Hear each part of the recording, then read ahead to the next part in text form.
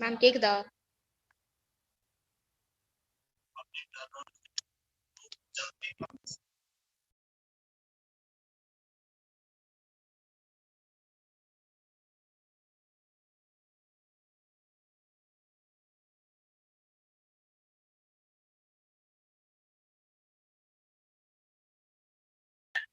Thank you.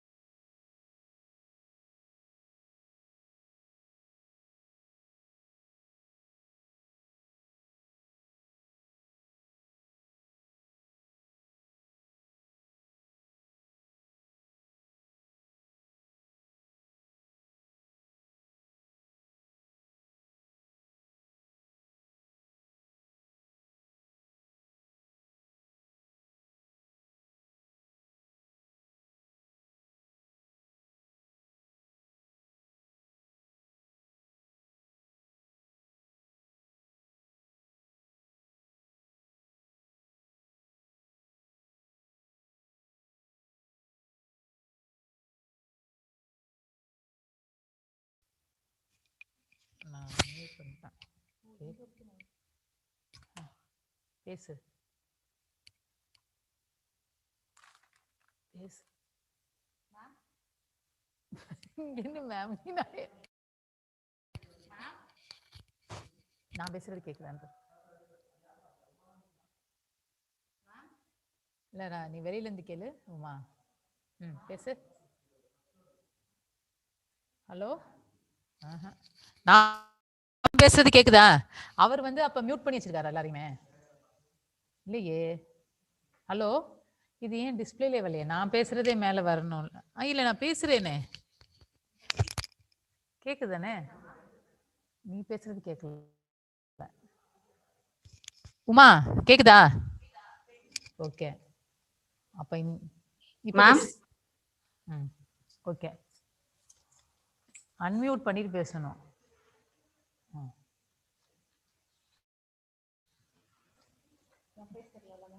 பேசு, தெரியட்டும், போடு.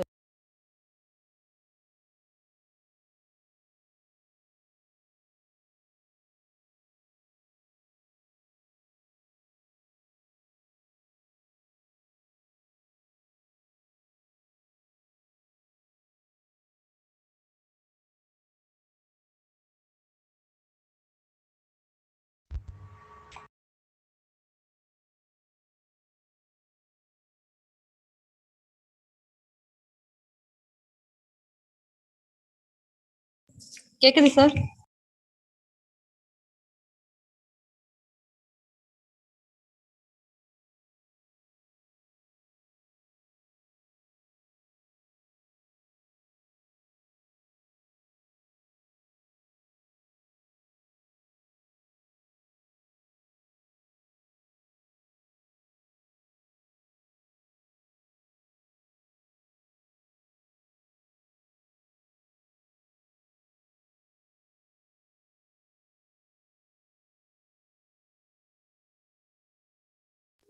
Sir, சாரோட நேம்ல தான் சார் இருக்குமா சார்?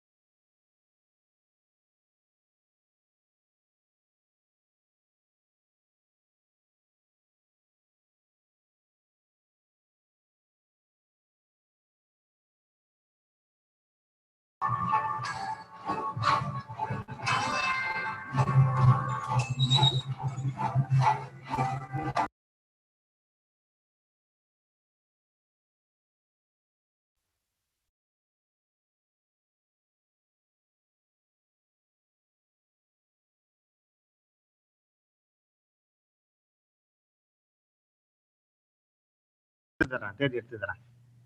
எங்கேயாவது இருக்கும், பழசுல இருக்கும்னு நினைக்கிறேன். தேடி எடுத்து தரேன். ஓகே.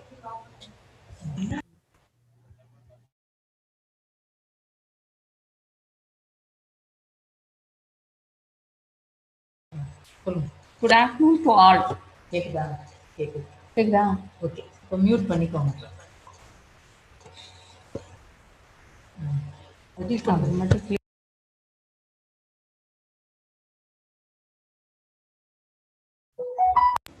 சார் ஜாயின் பண்ணிட்டு இருக்காங்களா sir? Sir sir Arun sir ஏதோ லெசன் பண்ணலாம்னு நினைக்கிறேன். Okay sir. அட்மிட் கொடுக்கறதுக்கு ஆள் அனுப்பியிருக்கேனே, வந்திருக்காங்களா?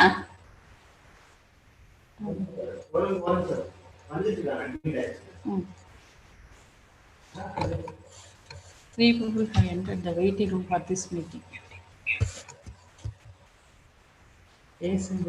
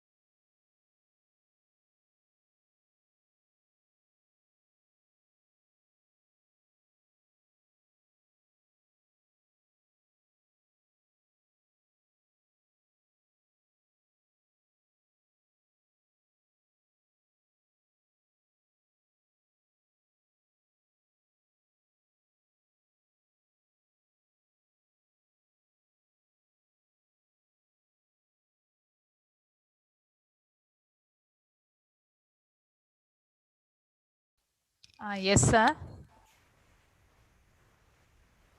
ஆமா.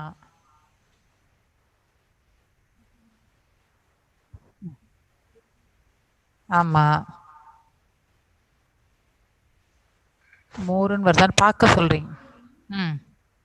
மோ பி சரி, சரி. மேம ஹோஸ்ட்ன்னு மாத்த ம். ம். ஹோஸ்ட்ட அக்செப்ட் பண்ணிக்கணும். ம். ம். ஆமா.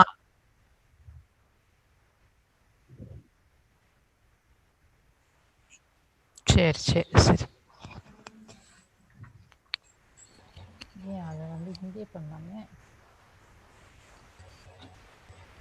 ஹலோ அருணா, உன்னோட அனுப்பி விட்டுட்டேன். பிள்ளைங்களை ஜாயின் பண்ண சொல்லுங்க. ஏசிஎம் பாயிண்ட்ஸ் அனுப்பி விட்டுட்டேன், அந்த நியூ கோர்சஸ். பிள்ளைங்க மட்டும் ஜாயின் பண்ண சொல்லுங்க.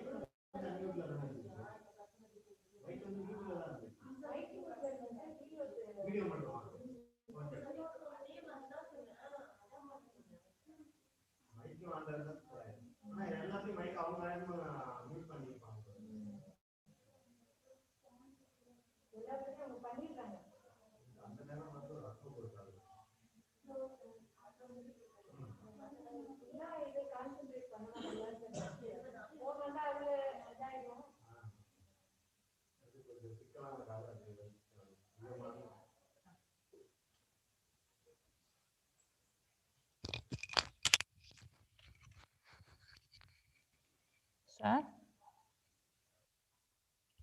Okay sir. சார் மாற்றியாச்சு sir.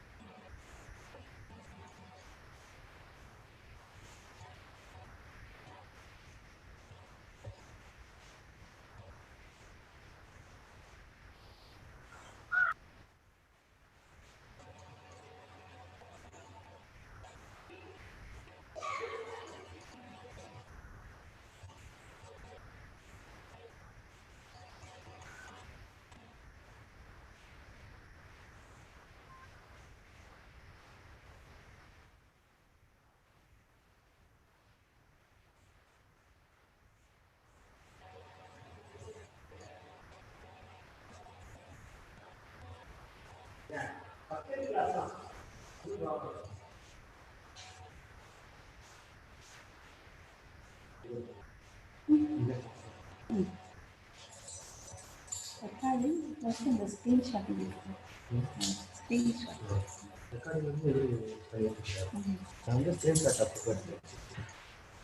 Maximum number of participants கொடுத்தீங்களா, அதை பார்த்துட்டீங்க. 82 பேர் வந்திருக்காங்க. இன்னும் 500 பேர்ல வரணும். அந்த இவங்க கெஸ்ட் வந்துட்டாங்களா? வரணும்.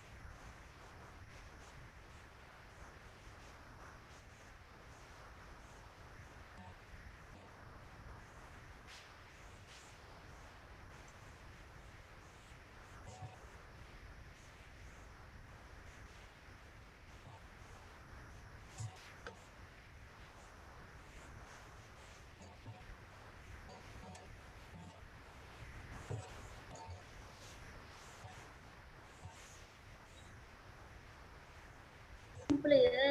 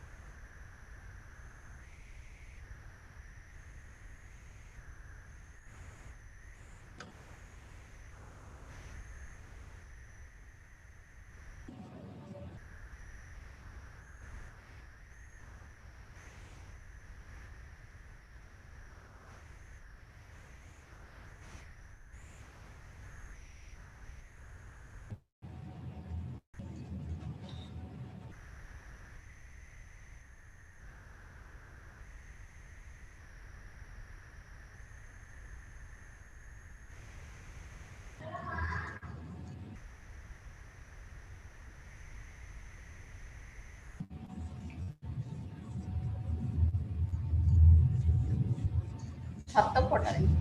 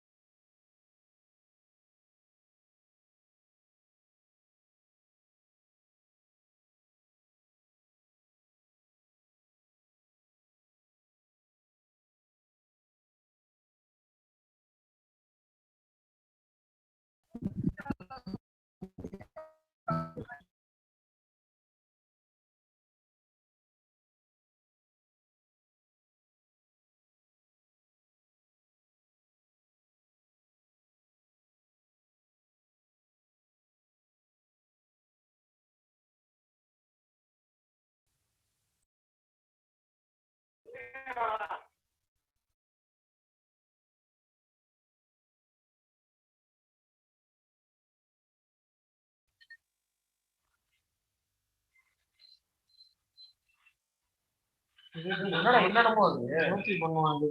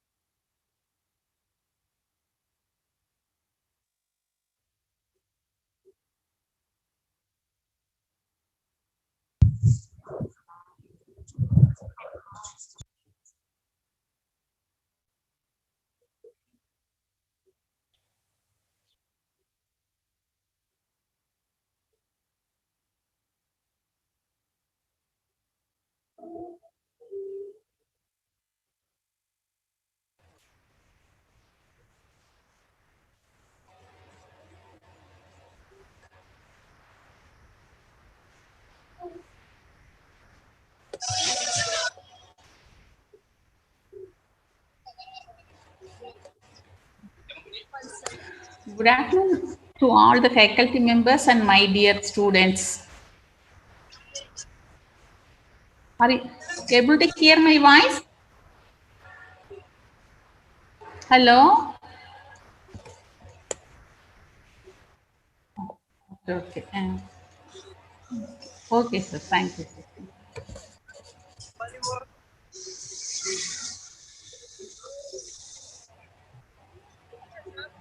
Just, I request all the students to stay back on the screen because a guest is trying to join. Then immediately we will start.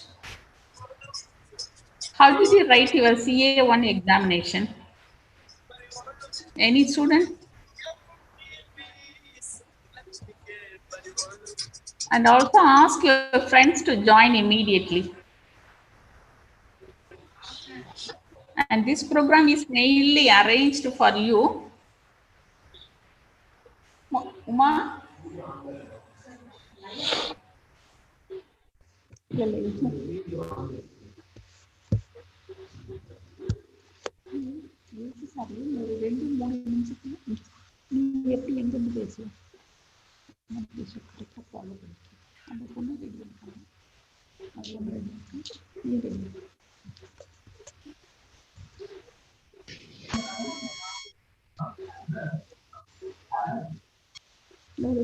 Oh, 5 minutes to start join anyone.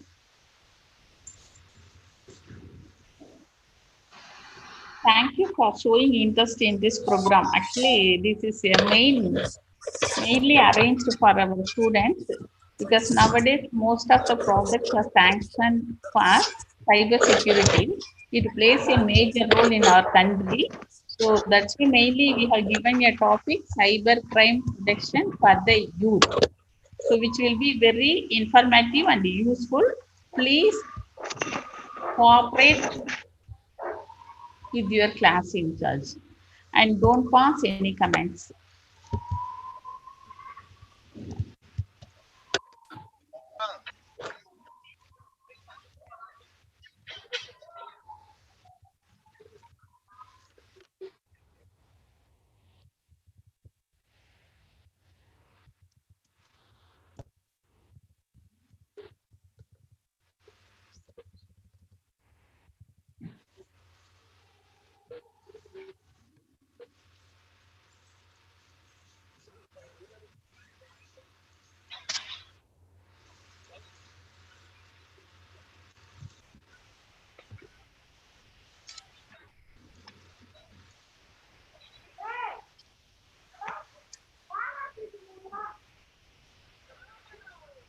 Somebody is unmute வச்சிருக்காங்க mute வச்சிருக்காங்க unmute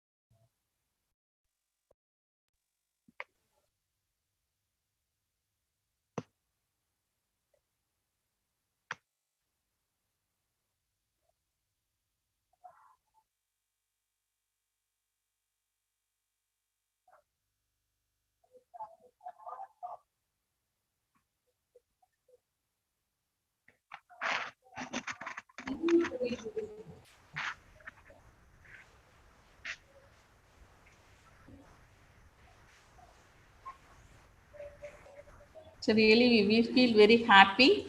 All the students are showing very interest, particularly in cyber security protection for the youth. This is mainly arranged. He is the IPS officer, Dr.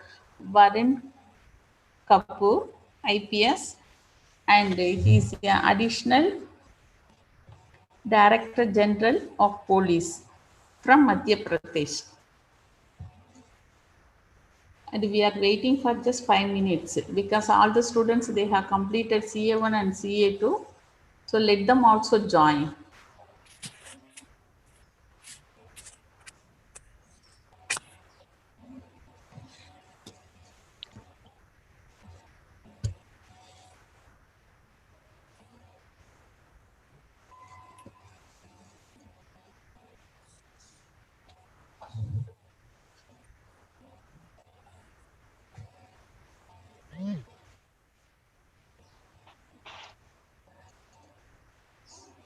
Please stay back on the screen. Don't leave the Zoom meeting.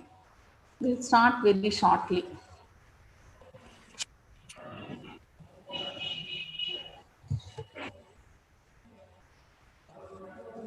So you have joined us. Shall we start now? Sir, good afternoon, sir. I am Jai Chitra.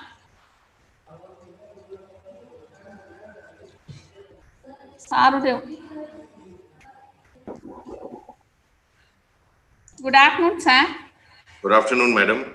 Okay. I am Jai Chitra, Dean, Faculty of Computing Sciences and Engineering. Sir, we welcome you on behalf of Periyar Maniammai Institute of Science and Technology, and particularly we are organizing this program. It is a golden opportunity for us, and our students are joining now, sir. Shall we start now, sir? Yeah, we can, please. Okay, sir. Okay. Thank you so much, sir. Okay.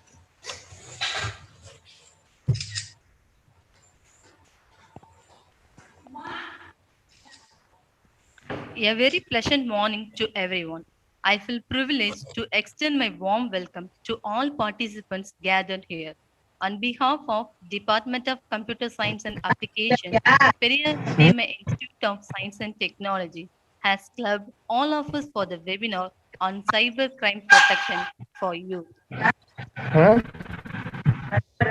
The main purpose of organizing this webinar is about cybercrime protection provides a security to provide our private and financial information. Now, I invite our most respected Dean, Faculty of Computing Science and Engineering, Dr. J. Chitra, to deliver the welcome address. Thank you. Good afternoon to every individual. And behalf of the Faculty of Computing Sciences and Engineering, I welcome you, sir, first.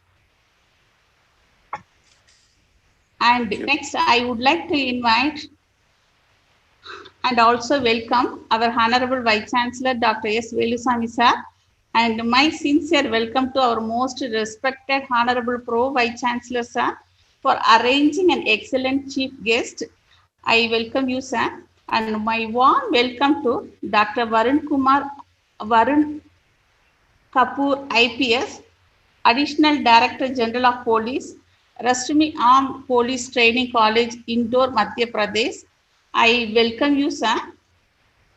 My hearty welcome to all the heads, deans, directors, faculty members, and my beloved students. And once again, I welcome you all on behalf of Faculty of Computing Sciences and Engineering. Thank you. Thank you, ma'am. Now, I invite our student, Ms. Agalya from Final BCA to introduce our most respected chief guest. Thank you, ma'am. Dr. Varun Kapoor, today's resource person, is going to deliver a lecture on cybercrime protection for the youth. I have been assigned a task to highlight this profile. The program is scheduled for 2 hours, but it is not easy to brief it in the entire 2 hours. Sir has such a powerful profile. The profile itself a very inspiring one. I would like to highlight his achievement as nutshell. Dr. Varun Kapoor has finished his BE Mechanical Engineering at NIT Trichy. He has worked as Executive Assistant to CMD Reliance Industry Limited, Mumbai. He has joined the Indian Police Service in 1991 in Madhya Pradesh cadre. He has been assigned various IPS services as follows. He has acted as SP in 3 districts, DIG in 3 range, ADG in 1 zone, and acted as IGP Police Radio Training School, ADGP, and Narcotics. At present, he is acting as ADGP Rustamji Armed Police Training College, Indore. He has been assigned international assignment as Deputy Training Coordinator, Chief of Research and Police Advisor at United Nations, and Deputy Chief Scoping Mission at Lesotho and Mozambique. He has acted as Certified Trainer at United States, Master Trainer of UK, National Resource Person of Bureau of Police Research and Development, New Delhi, National Level Trainer for the World Wildlife Fund. He has headed 2 prestigious police training institutes of Madhya Pradesh Police. He has had appointed as chairman of the National Committee to find out the best police training institution in the country at 2018. He has worked as community policing in Indore, Madhya Pradesh, has been launched Arogya Shishu Abhiyan, etc. He has received various police medals for meritorious services, gallantry, and excellence in training. He has contributed a lot on anti-narcotics work. Under this work, plenty of youngsters have been benefited. He has served a lot for cyber security work.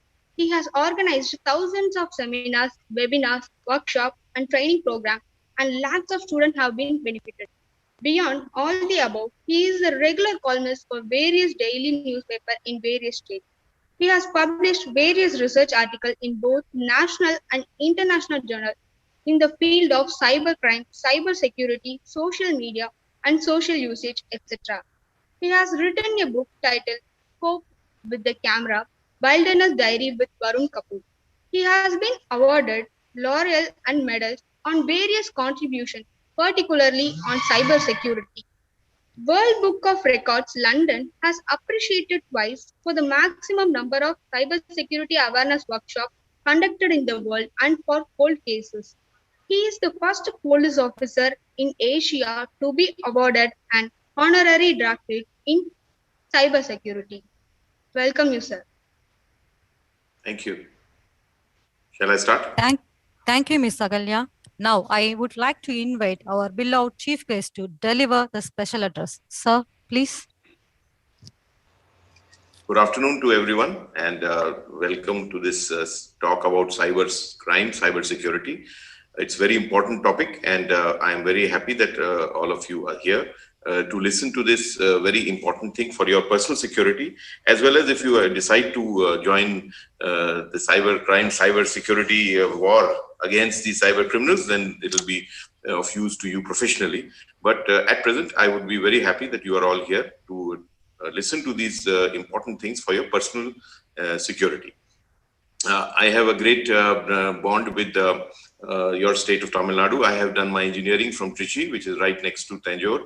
My college, NIT, which is called now. When I was studying, it was called Regional Engineering College, REC, Trichy, and that was located on the Thanjavur road only. So it was very close. I used to keep coming by bus to the city of Thanjavur and your district. So it gives me great pleasure to be part of this webinar today in one of my the favorite state, and after knowing this security scenario all over the world, the public security and everything all over the world, I can tell you one thing, that cyber security, if today's time you have to pick out some of the major threat to human security, to public security, one or two of the top threats, according to me, it will be number one. You may not agree with me, but still in the number 1 or 2, if you have to choose the top threats to public security in today's day and age, one of them will be cyber security. You know, it is that big a problem.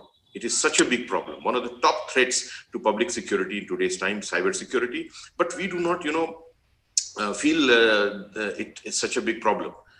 We all feel that, yeah, something like, yeah, there may be some cyber crime, and yes, it is not that big a problem. Somebody might have lost some money. Somebody must have been some stalking, some bullying. Okay, it's not such a big problem. That's what we feel, because we do not see the danger. We do not feel the danger which is there in the virtual world. You cannot see the danger, right? You don't feel it in front of you. And being human, because we are all human beings, we judge everything according to this real world, this physical, to deal with it only. And I can tell you one more thing from my own experience, that if there is one key to cybersecurity for you, the only key, it is not the best key, it is the only key available today to ensure your cybersecurity for yourself in cyberspace, that is your awareness. There is no other key. Take it from me. Whatever I'm saying here, it's the biggest threat to public security. It is the only key to cybersecurity is awareness. I will tell you why I'm saying this in the next part of my talk. But let me tell you now that the only key available to anybody, even to me, in cyberspace for my security is my own awareness. Your own awareness is the only key. So if it is only your awareness which is your key to cybersecurity, then what should you do? You should be aware, of course. How can you be aware? You should talk about it. You should listen about it. You should understand about the concepts. You should think about it. You should deliberate about it. You should discuss about it. And after you have done all these things, then you should do something about it. Not only think, know, understand, discuss, and then forget.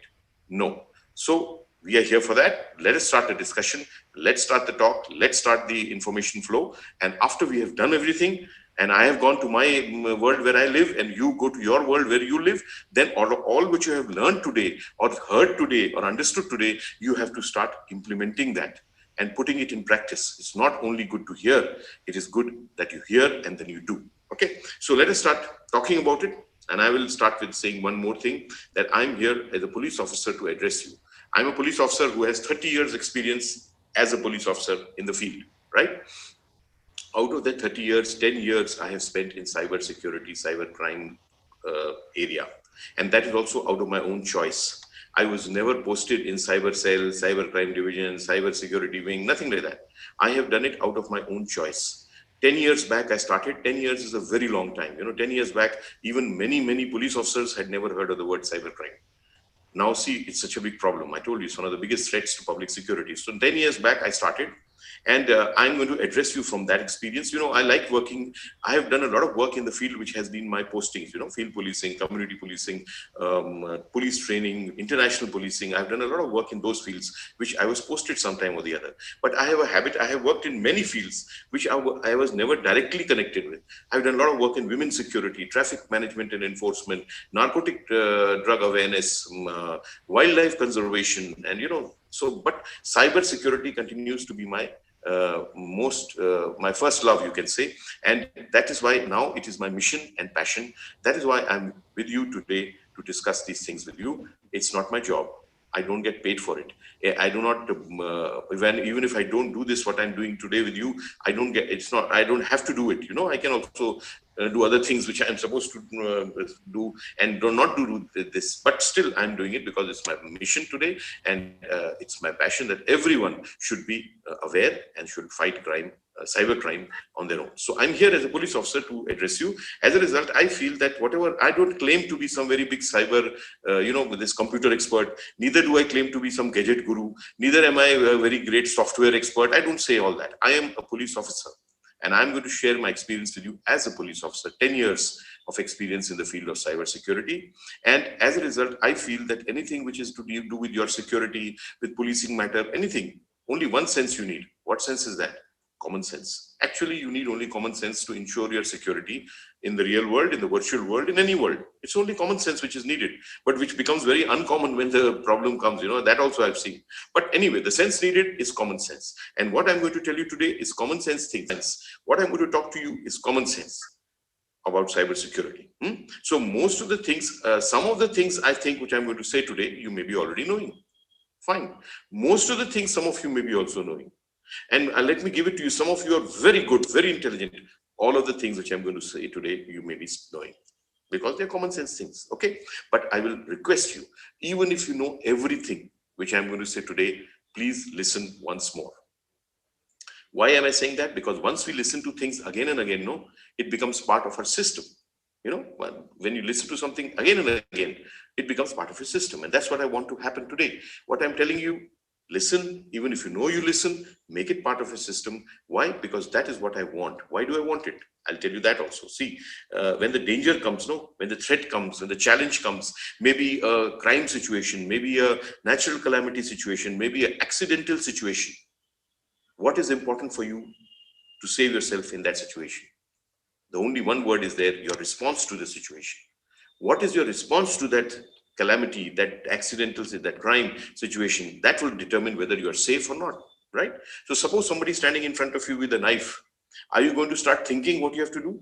No. If you start thinking, it may be too late. If you start doing, you may save yourself in the best possible manner, right? So automatic response, immediate response, the best response, okay? And when is the response automatic and immediate?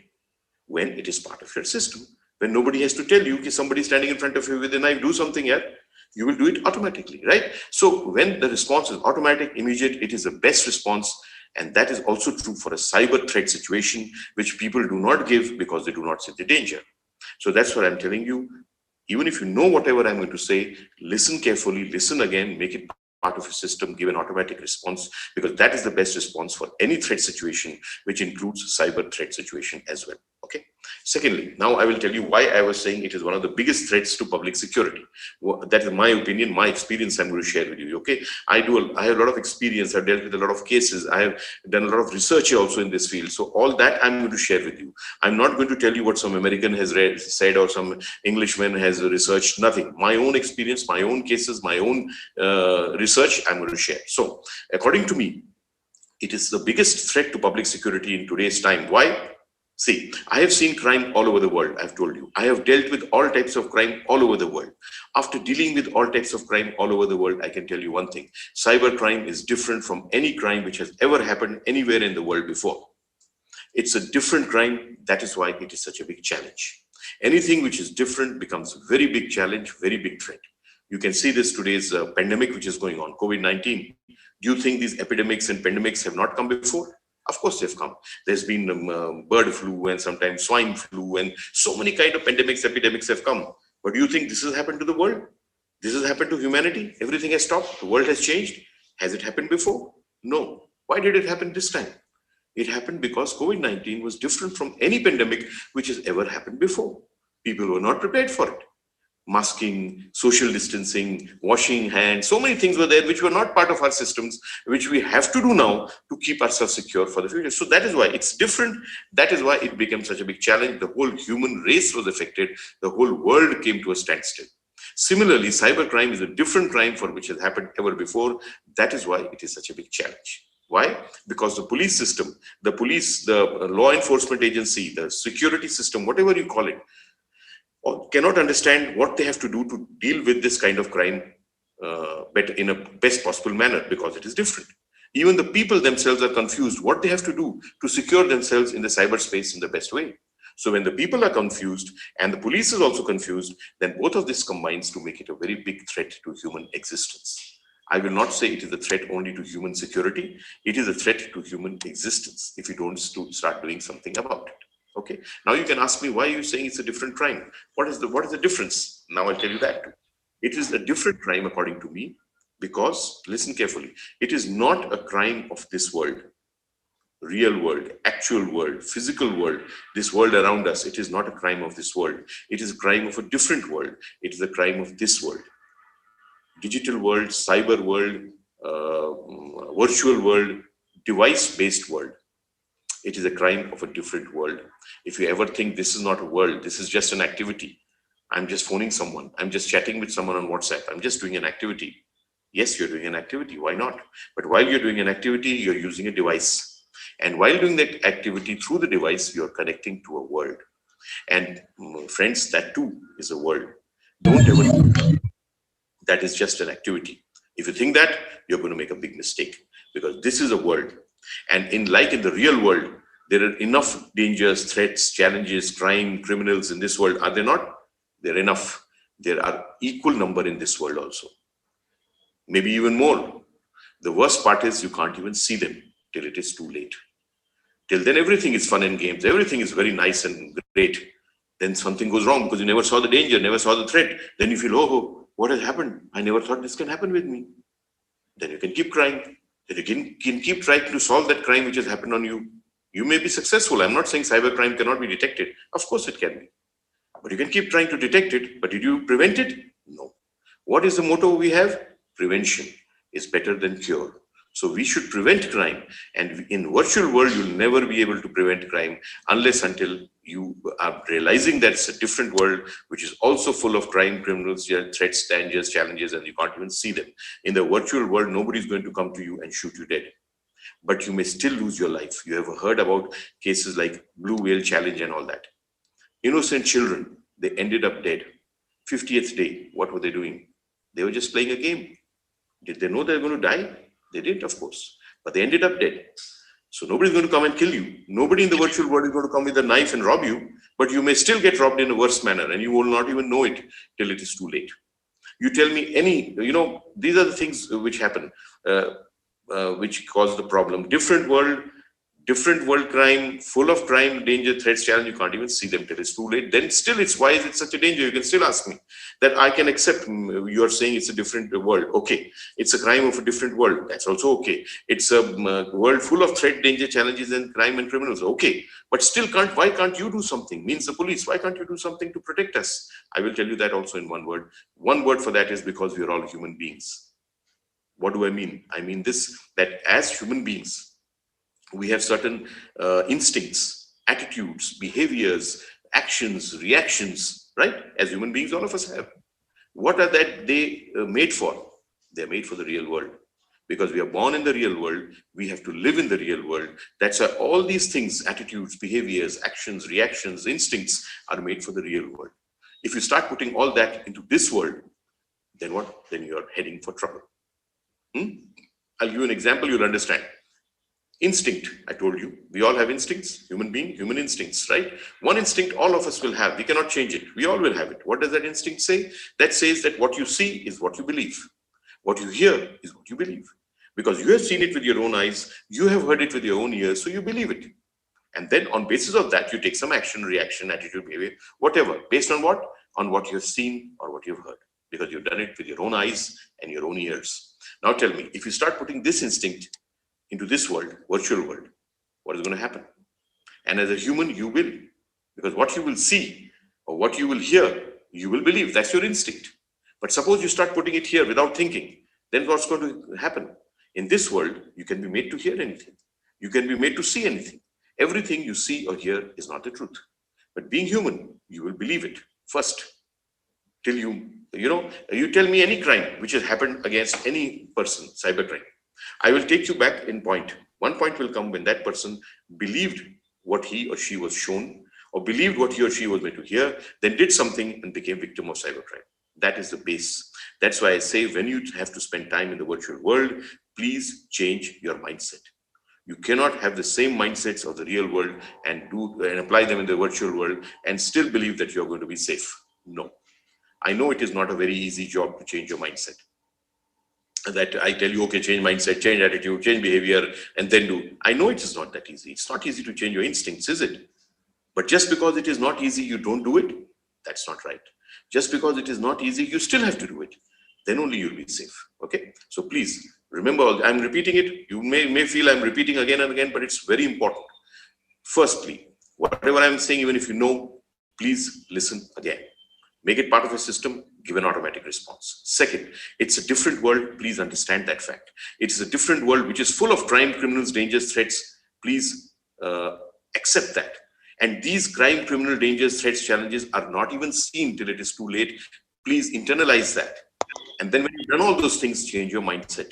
And then spend your time in the virtual world. Otherwise, you're open to danger. You have opened, the door is open. It's only a person, a criminal waiting to enter. Your door is open if you don't do all those things which I've said, right? One more thing I'll say before I start my presentation. Who is responsible for security in the virtual world? I'll talk to you about it for 2 minutes, then we'll go forward. Okay. In the real world in which we live, who is responsible for your security? You yourself are the first stage of security for yourself, right? From morning to evening, we all do things to keep ourselves secure. That's the first instinct of any living being, self-preservation, any living being. maybe a plant, animal, human. First instinct, security. Okay. So from morning to night, we will do things to keep ourselves secure without thinking, without anybody telling us. We do it. We go out of the house, we lock the house. Does anybody tell you? No. When you cross the road, you look left and right. Does anybody come and tell you? No. If you go to a city at night and you see a deserted alley, a dark alley, will you enter it? You won't. All these things are what? They're small things, but they are things to make you secure. So all of us do things from morning to night to keep ourselves secure. Then your family takes measures to keep you secure, right? Your society, community takes measures to keep you secure. Your police takes measures to keep citizens secure. The government's making policies to keep all the people secure, right? So many systems, so many people, you yourself from morning to night are involved in keeping yourself secure and safe. But as a result of all these systems, all these people, you yourself, do you think all crime is over? All criminals are gone? No. In spite of all this system and everything, individuals, you yourself efforts, there is all type of crime still, there are all type of criminals still there. This is real world. Now tell me, virtual world, who is responsible for your security or who takes measures to keep you secure? Just think about it. I always say cyber crime is a crime between an individual and his device or her device. It is a crime between you and your device. Does any system or any person come between you and your device to keep you secure? Just think. I'll give you one or two examples to make myself clear. Facebook, I also do it, probably you also do it, correct? Anybody can make a profile on Facebook. Suppose I become a 16-year-old girl and make a profile. Can anyone stop me? No. So is there any authentication verification? As of today, no. So when I become a 16-year-old girl, a profile and send you a friend request, what do you see in front of you on the screen? A 16-year-old girl's profile. And what is your instinct, first instinct? Believe. So when you see a 16-year-old girl's profile and you believe it, and then you maybe by mistake, you press the I accept button, correct? But what I'm trying to say is, who presses that button? You yourself press it. I didn't come there to threaten you or force you to press. You have pressed it yourself by mistake. There's another crime called debit card fraud. Somebody gets a phone call and they try to take your personal information to commit a crime on you, correct? Some people by mistake give that information. But who gives that information? The person himself or herself, nobody else. Another crime, suppose I want to control your device, put it in my control. Then what do I have to do? I have to send you a virus, right? Virus is what? Malicious software. Malware, that is malicious software, or this world is based on software, correct? So if I send you a virus and right below that, this is a virus, please download it. Will you download it? Of course not. So I will send you something which you will download.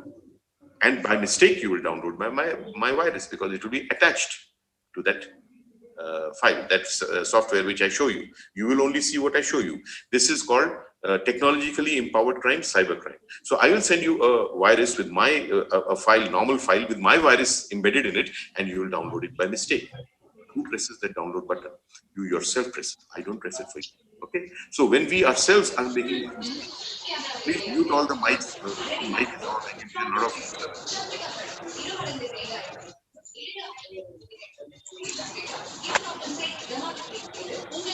Can you mute the mic, please? Whoever is organizing this, mute the mic.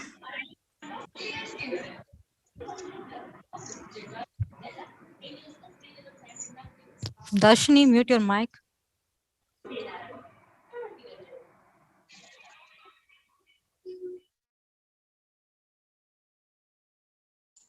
Okay, so I'll continue. Please just take care. Otherwise, all that noise starts coming, then I cannot hear anything. I'll tell you another thing. Then what was I saying? That we ourselves are making the mistakes, like I told you. Then who can protect us in this manner, in this situation? We are talking to the wrong person, giving all sorts of information. Again, the mics. We ourselves are pressing the wrong download button and putting a virus in a device. We ourselves are accepting the wrong friend request and taking such a big danger on our heads. So when we ourselves are doing all these mistakes, then do you think there is one person who can sit with these crores of people around the world who use virtual world 24 hours, sit with them and prevent them from doing these mistakes? Of course, there is no such person. Sorry. And do you think there is some system which can come between you and your device and prevent you from doing these mistakes? There is no system as of today. So when there is no system and when there is no person who who can secure you in the virtual world, and who can secure you? You got the answer. Only you can secure yourself in the virtual world. Like in the real world, there's so many systems and so many people. Virtual world, who is there? Nobody but you. Now tell me, when will you secure yourself best? When will you be safe in the best possible manner? You will be safe when you know about things, of course. Knowing is very important. So when you know the things, what to do, when to do, how to do, then only you'll be secure. Very correct. But only knowing is not enough, friends. Knowing is only knowledge, information. That's it. But putting that information and knowledge to use, that is awareness. So you have to know and you have to do. Only knowing has no meaning. Knowing is only knowledge. Like wearing a helmet is important for people's security, your own security. Everyone knows it. But still there are many people who don't wear helmets when they drive two-wheelers. Why? Because they are knowledgeable, but they are not aware. That is awareness, is knowing and doing. So please, you must know about things of cybersecurity. If you don't know, then you will know today. If you already know, then know again and make it part of a system and give an automatic response. But once you know, then you do. That is the motto, that is the awareness. I've proved to you that only your awareness can secure you in the virtual world. Knowing and doing, that's important. And doing when? Doing every time. I've seen this sometimes in cyber security. People don't see the danger and threat. So sometimes they do some secure behavior and sometimes they don't. So that is no security. That is zero. I always say security should be a habit. It should not be a choice. That sometimes you do, sometimes you don't. Once you know, you do and do every time. Do you sometimes lock your door in the house and sometimes you go and leave it open? No. You have to lock it every time. So similarly in cybersecurity, please know and do every time. That should be your motto. That will only thing which will keep you secure. Okay. Now I'll start my presentation. You just give me 5 seconds to enable it. Please enable my screen sharing so that I can share my presentation. Whoever is in the controller. My screen share, please enable it. Yeah.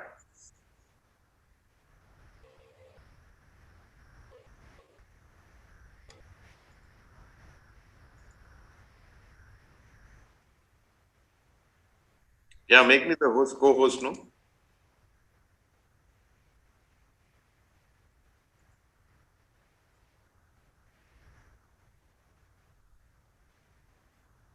All this will come, yeah, this the waiting room and all that. Anyway, the co-host was there earlier, but I don't know what to do.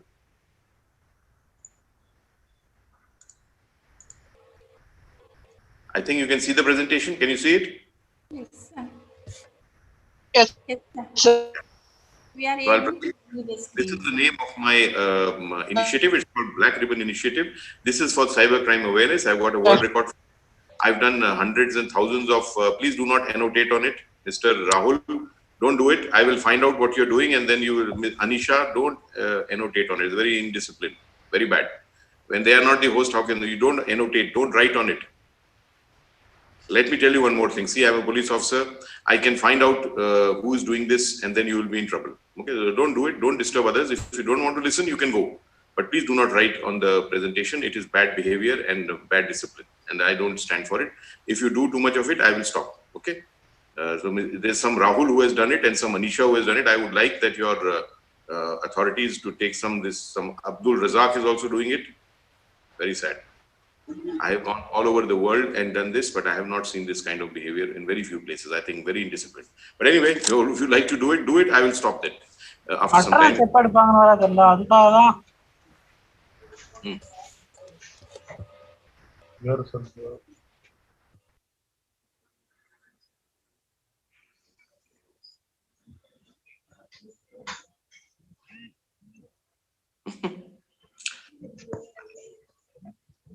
Shall I stop? I don't think I can continue with this kind of.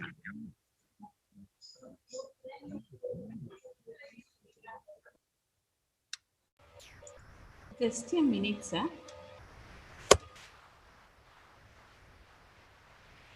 You want me to continue or no? Because this kind of thing I cannot continue with people writing on your screen. One second, sir. 1 second. I will want the students.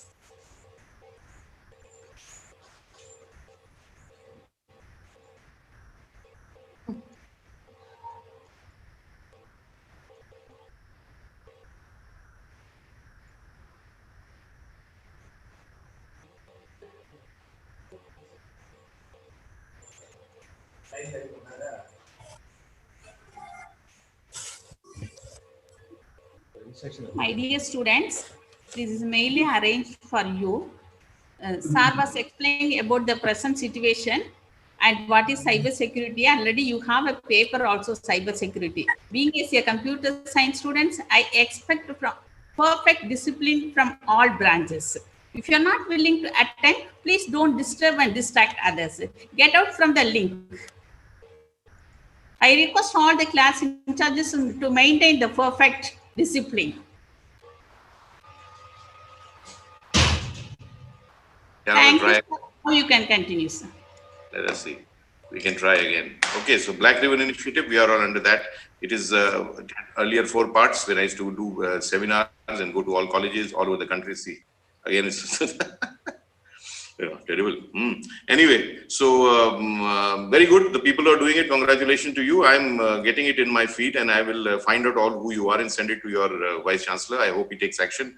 I can also send it to Tamil Nadu Police. M. Ravi is my batchmate who's cyber cell in charge in Chennai. Let them do what they want. Mr. Javi Crush, very good. Do it some more. I'm just going to try once more, and then I'm going to stop, please. Then I cannot continue. So this is the initiative which is for the webinar-based Sampark Abhiyan, where we can reach a lot of people. The basic thing is that it is a time of lockdown. This is the time of pandemic. So we are in a little distance from each other is what we have to maintain. And as a result, this cyber crime has increased even more. Due to this pandemic lockdown time, stay at home is the everyone is following those norms. So movement is less, interaction is less, as a result of which cyber crime has increased. The normal crime has come down, because I always say cyber crime is a true stay-at-home crime. Like in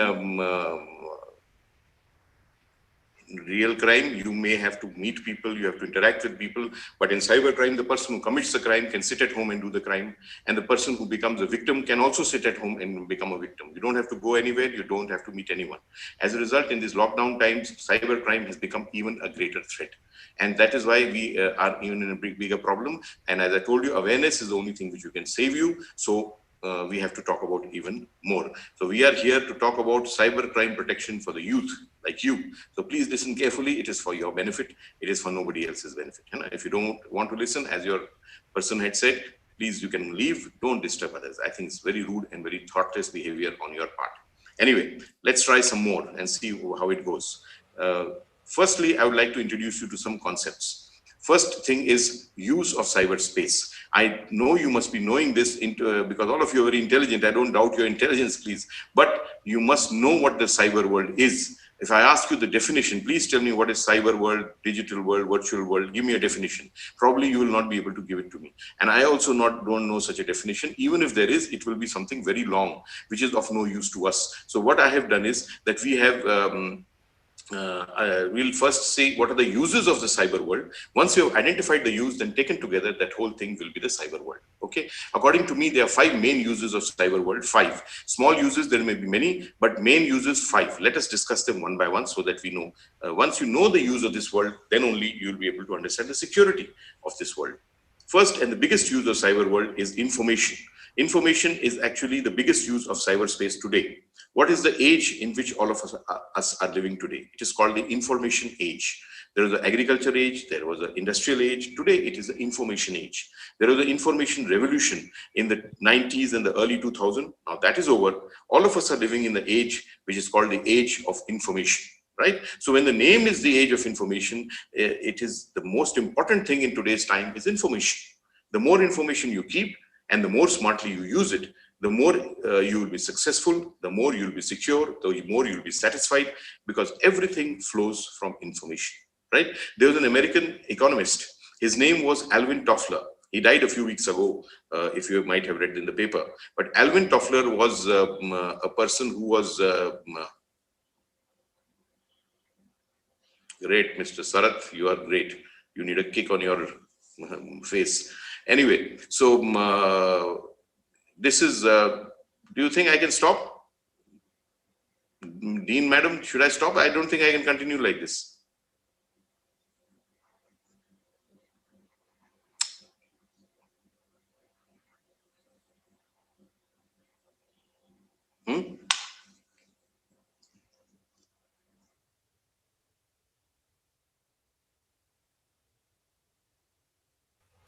Sir, actually, we will note down the names, sir. After Yes, this sir. program, we will take issue a suspension order, sir. We will I'll take do some action, definitely, sir. Yeah. I'll do it another way, say. Maybe Because it'll. out of 273, some very few nonsense are doing this kind of activity. Definitely, we will take actions. I will submit a list to Pro Vice Chancellor, sir. Can you see this now? Like this? Yes, sir. We are able to see, sir. I will not put a slideshow on. I will do it like this. It will be easier. Then they cannot annotate on it. Okay. So first and the biggest use of the cyber world is information, as I told you. And information is, there's a writer, I told you the American economist, his name was Alvin Toffler. Alvin Toffler got a Nobel Prize for economics in the late 70s or early 80s, I don't know. But he got the economics Nobel Prize. Why? Because he had written a book. The name of that book was The Future Shock. In that book, he had coined a phrase. That phrase was information is power. That long back, 40 years back, I'm sure people must be laughing at him. That what is this man talking about? Information is power. There is one thing called, who do you want me to share the presentation with? You'll.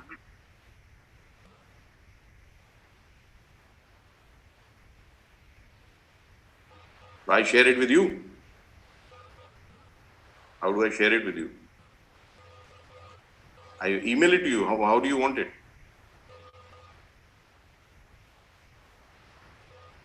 Where do I put it? Huh? Yeah.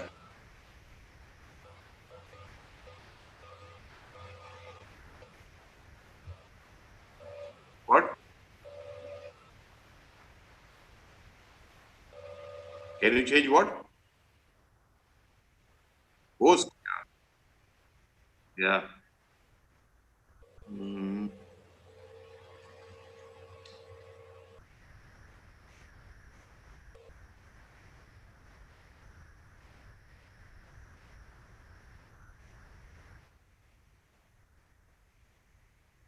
How do I do that? Tell me. I go to the part.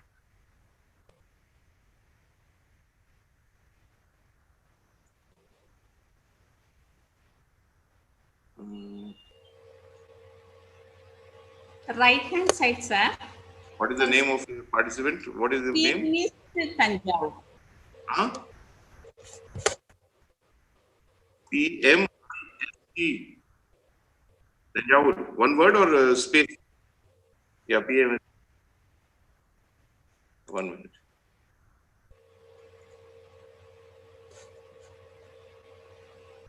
Got it?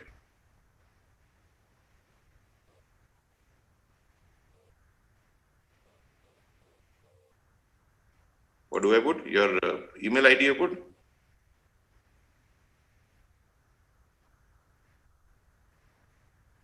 No, it's not there as yet.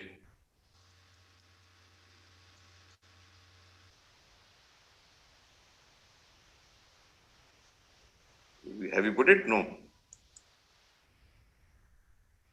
It's not there in the chat, no? Only 2 things are there in the chat.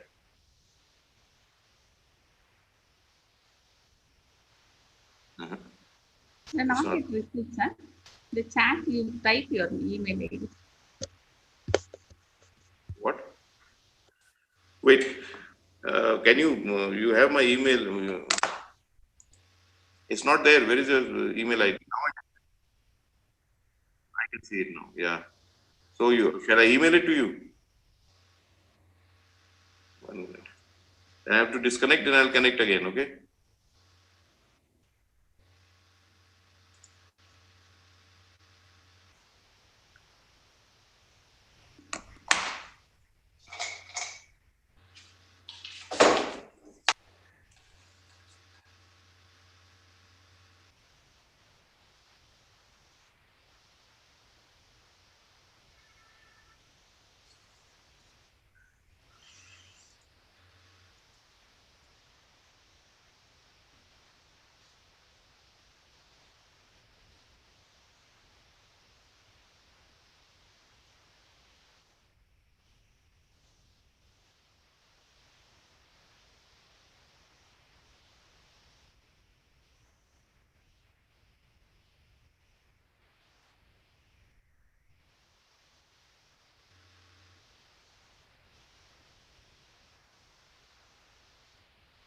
I said actually, if you are not willing to listen, please get out of the link.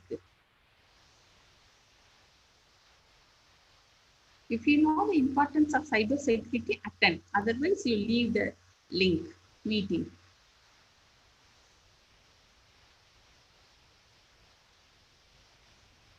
I have noted all the names. I will submit it to Pro-Vice Chancellor.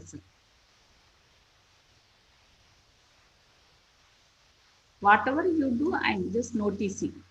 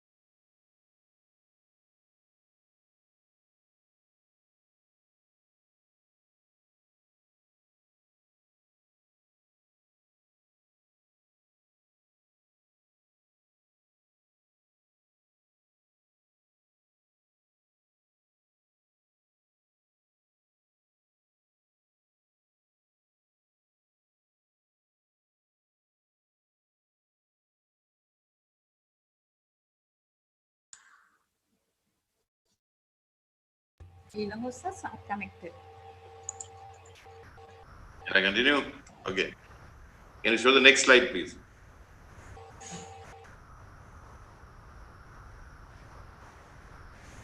Can you start the presentation? Sir.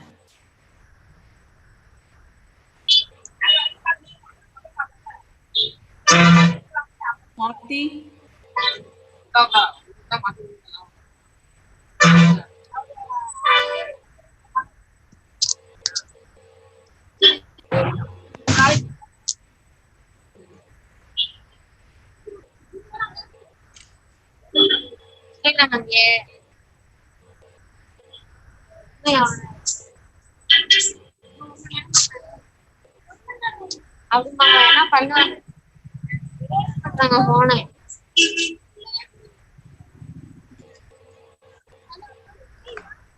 Presentation is not coming.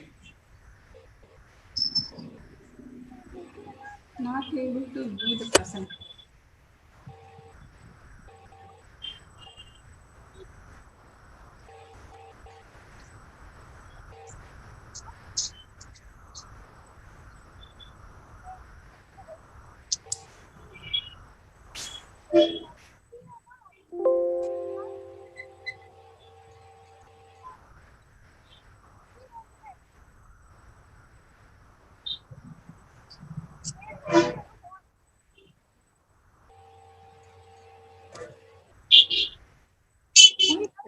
Pizza.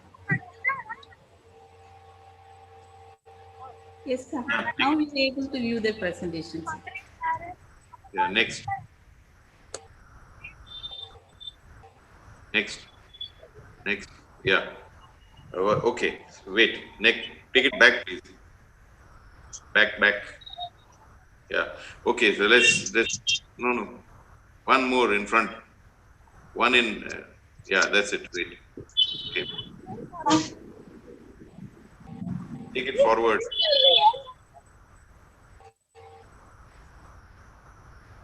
One.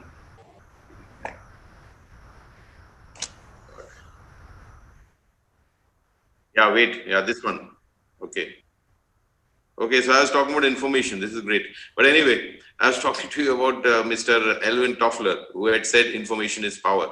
And that he had said 40 years back.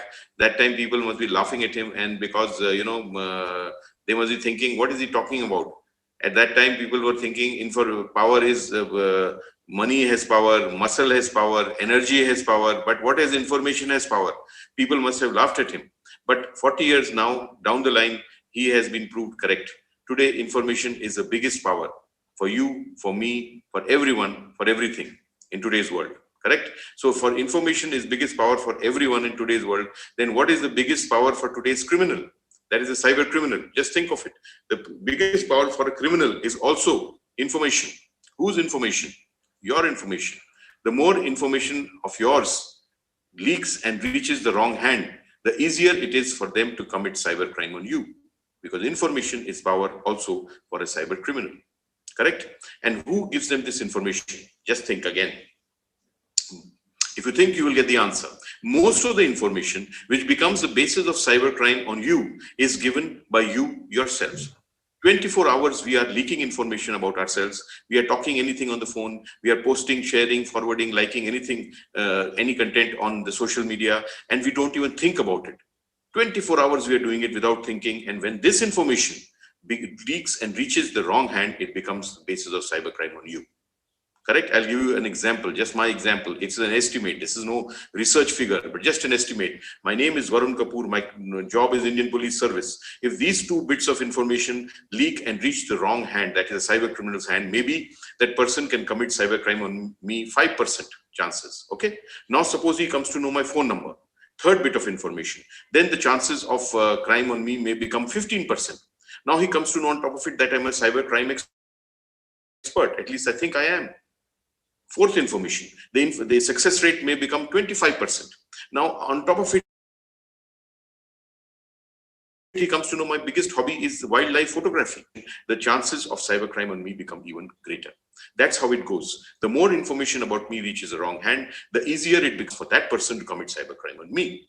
Correct? Now, as I told you, most of the information is leaked by us ourselves. Now, you tell me, who? Nobody but you. I told you everything in the cyber world, it is between you and your device, right? So if you are leaking information about you the whole 24 hours without thinking, without bothering, then who can save this information for you? There is nobody but you. That's why I say the base of cyber security for you is information security. Whose information? Your information. Who can secure it best?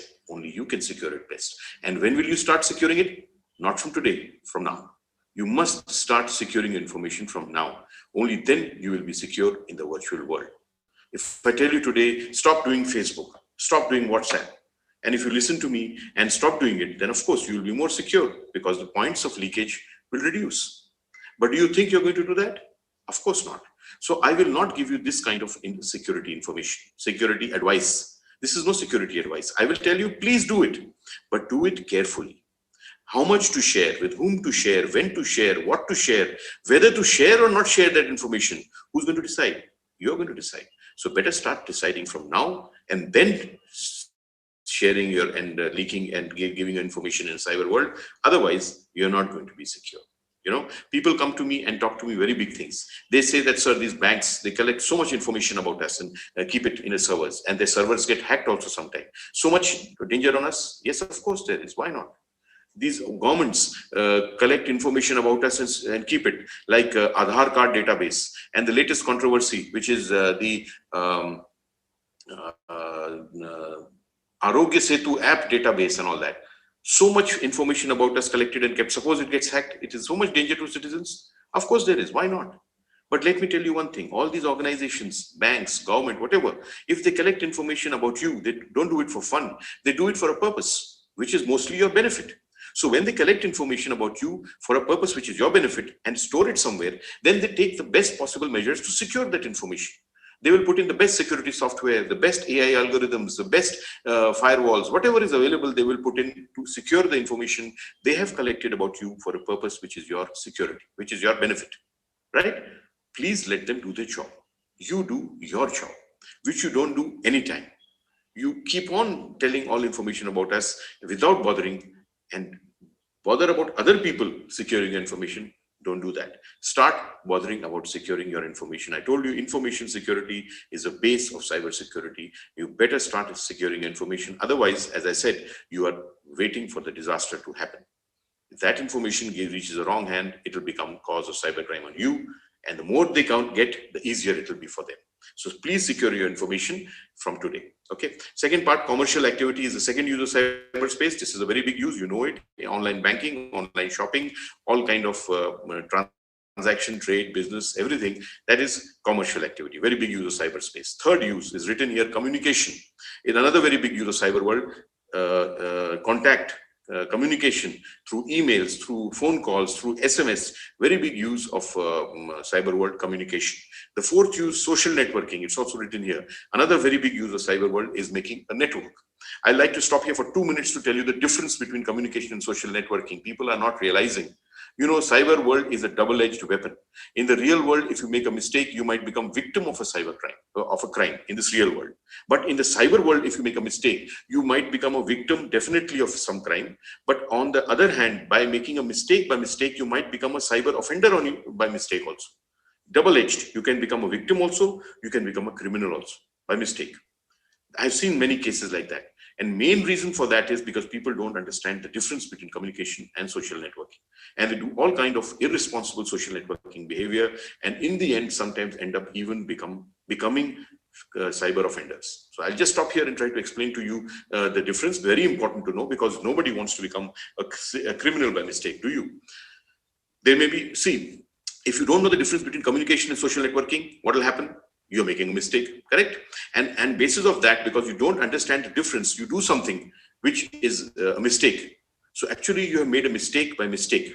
But ladies and gentlemen, mistake by mistake is also a mistake. There is no law in anywhere in the world, and no lawkeeper anywhere in the world who will tell you, okay, you made a mistake by mistake and broken the law of the country. Don't worry, say sorry, go. Don't do it next time. It doesn't happen. If you have made a mistake by mistake, it is still a mistake and you will be punished for it. So what is the best way? You're not to make the mistake. So when will you not make the mistake? Either you come to know the law of the country for cybercrime. The law of the country for cybercrime is Information Technology Act. Either you come to know what is written there, then you will not make the mistake by mistake, correct? But knowing the law is a tough job. Many people of you students who are doing this annotation don't know the law. That is why you're doing it. You can become a criminal by mistake, I told you. So you may make, to know the law is a challenge for some people. Some people who are very challenged mentally, like some of the people who are annotating, don't know that they can become a criminal if it's reported. You know, criminal action can be taken against you. Your whole career can go for a 6. But anyway, knowing the law is a challenge. So for some people, so I would, you may not, if you cannot know the law, then please know the difference. Please mute all.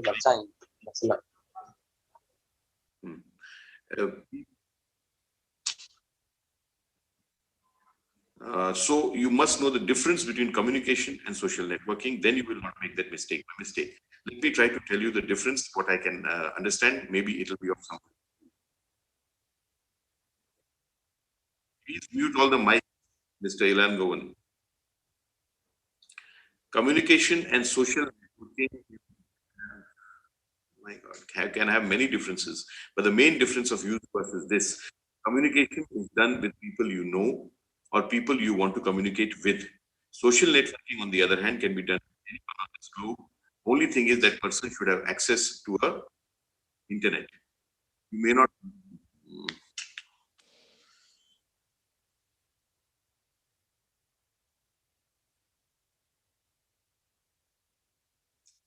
Can you mute the mics, please?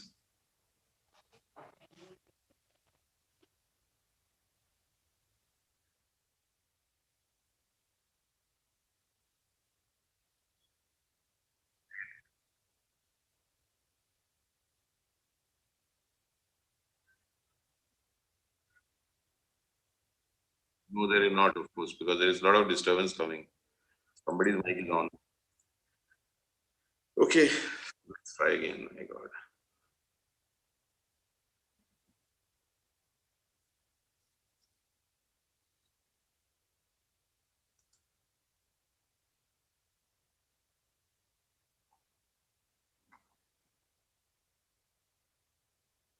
What? Wait, let me try. Okay, so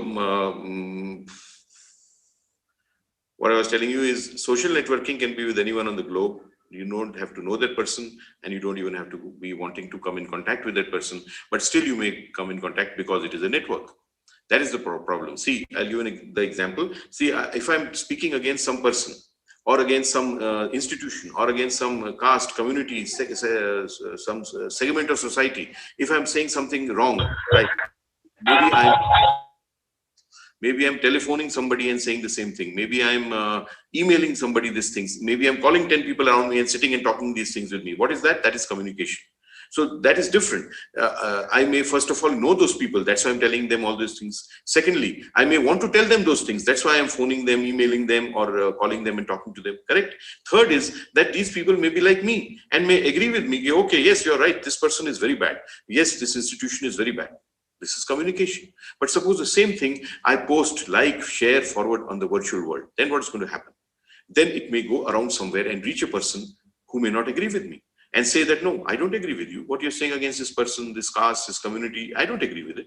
Suppose that happens and then this person reports against me. And what I have posted, like, shared, or forward is against the law of the country. Then what is going to happen? There's going to be a criminal action against me. Then I cannot say, oh, I didn't want this person to know, but that is a network. You should know it. That is why I'm telling you, please do responsible social networking behavior. All over the world, not only India, societies are being torn apart because of irresponsible social networking behavior of its citizens. Please do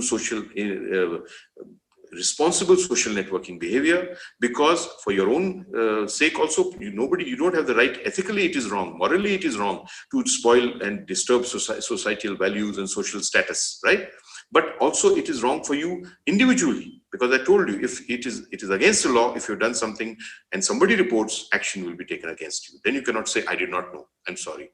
No, action will be taken and you'll be punished. There are many cases, but I don't have time, so I will not go there. But I can tell you cases in which this is there. One more thing I'll say before I move forward from this. I am saying again and again, liking, sharing, forwarding in addition to posting. Then also you can become a criminal. You can say that, oh, it's not my content. Somebody else has posted it. Somebody else has hosted it. I just liked it or shared it. Why should I become a criminal? I will tell you why. Because the law says that. In the Information Technology Act of India, the key word used is transmission. Transmission. In the virtual world, if you transmit anything which is illegal, which is obscene, whatever, then you're doing a crime, right? And what is transmission, friends? Transmission is not only hosting or posting something. That is, of course, transmission. But when you like or share or forward somebody else's content, you are transmitting it further in the virtual world, correct? So if the original content was illegal or obscene, then by sharing and liking and forwarding that content, you have transmitted it further, and so you have become part of this crime if that original content was criminal. Then you cannot say that it's not mine, I have not written it, somebody else has. So please, in social networking sphere, you must do responsible behavior, including not only hosting and posting content, but also liking, sharing, and forwarding content. You have to be very careful, or you might become a criminal by mistake. There are many cases, but I will not go into that now. Time is less because of this disturbance. Entertainment is the last use of the cyber world. Entertainment, music, games, movies, all that. That comes from entertainment. Now, all these 5 things taken together, when you're doing these 5 things, of course, you do this in the real world also. But when you do it with a device, then you're spending your time in the virtual world. This is the virtual world. Okay, now you tell me how much time you're spending in this. I'll quickly tell you one figure. I did a research. This is research. This is not estimate. This research figure, 3 years old. I did this research myself in the city of Indore where I'm posted. 3-year-old figure must have changed because this is exponentially changing world. Change is very fast, but still you'll get an idea. I did a research in Indore of 3 years back, how much time our children and youth are spending in the virtual world. The figure I got was this. In the virtual world, 3 years back, 10th, 11th, 12th, high school children were spending 22% of one day's time in the virtual world. And college students, like some of you, the figure was 29.8%, means nearly 30% of the time of college students was going in the virtual world 3 years back. Now, this time might have increased from 30% to 50%. I will have no doubt for all of us. So half our lives we are spending in the virtual world. Now tell me, what are you doing about security? Just think, half your life. And this is going to become more as the time goes. So what are you doing about security? Are you securing your information? Are you knowing the difference between communication and social networking and then behaving? Are you changing your mindset and all those things which I said before? Are you doing it? If you're doing it, very good. Do it more. If you're not doing it, then please start doing it now. Otherwise, I'm telling you again and again, big risk for your future, for your happiness, for your safety, for your security. Okay, please bring the next slide. Yeah, this is digital footprints, last concept, then I'll go to the crime. Quickly, I'll tell you, digital footprints, I want to tell you because this is how we catch the criminal. We means police in the virtual world. You must know what digital footprints are so that you can take care about digital footprints. Okay, that's why you need to know, I'm telling you. In the real world, in this world, there are many types of evidence. Best evidence is what? This is what? Fingerprint. Fingerprint is ridges and valley pattern at the end of my fingertips. That's my fingerprint. So this is the best evidence. Why? You know it. It's unique. There is no person in the world who has got fingerprints like me. Correct? So if there are fingerprints on some scene of crime, my fingerprints, I cannot say I was not there. Firstly, there is nobody else who has got fingerprints like me. And secondly, there is no system by which you can take out my fingers technology and put my fingerprints there and put them back in my hand. There is no way. So I was there. I have to tell what I was doing there. So the best evidence, fingerprint. In the virtual world also, there are a lot of evidence, but best evidence is digital footprint. Now, digital footprint is also best evidence. Why? Because it is unique. But what is digital footprint? What is the definition? The definition is this. In digital world, whenever you do any activity in the virtual world or digital world, you will leave behind some digital data.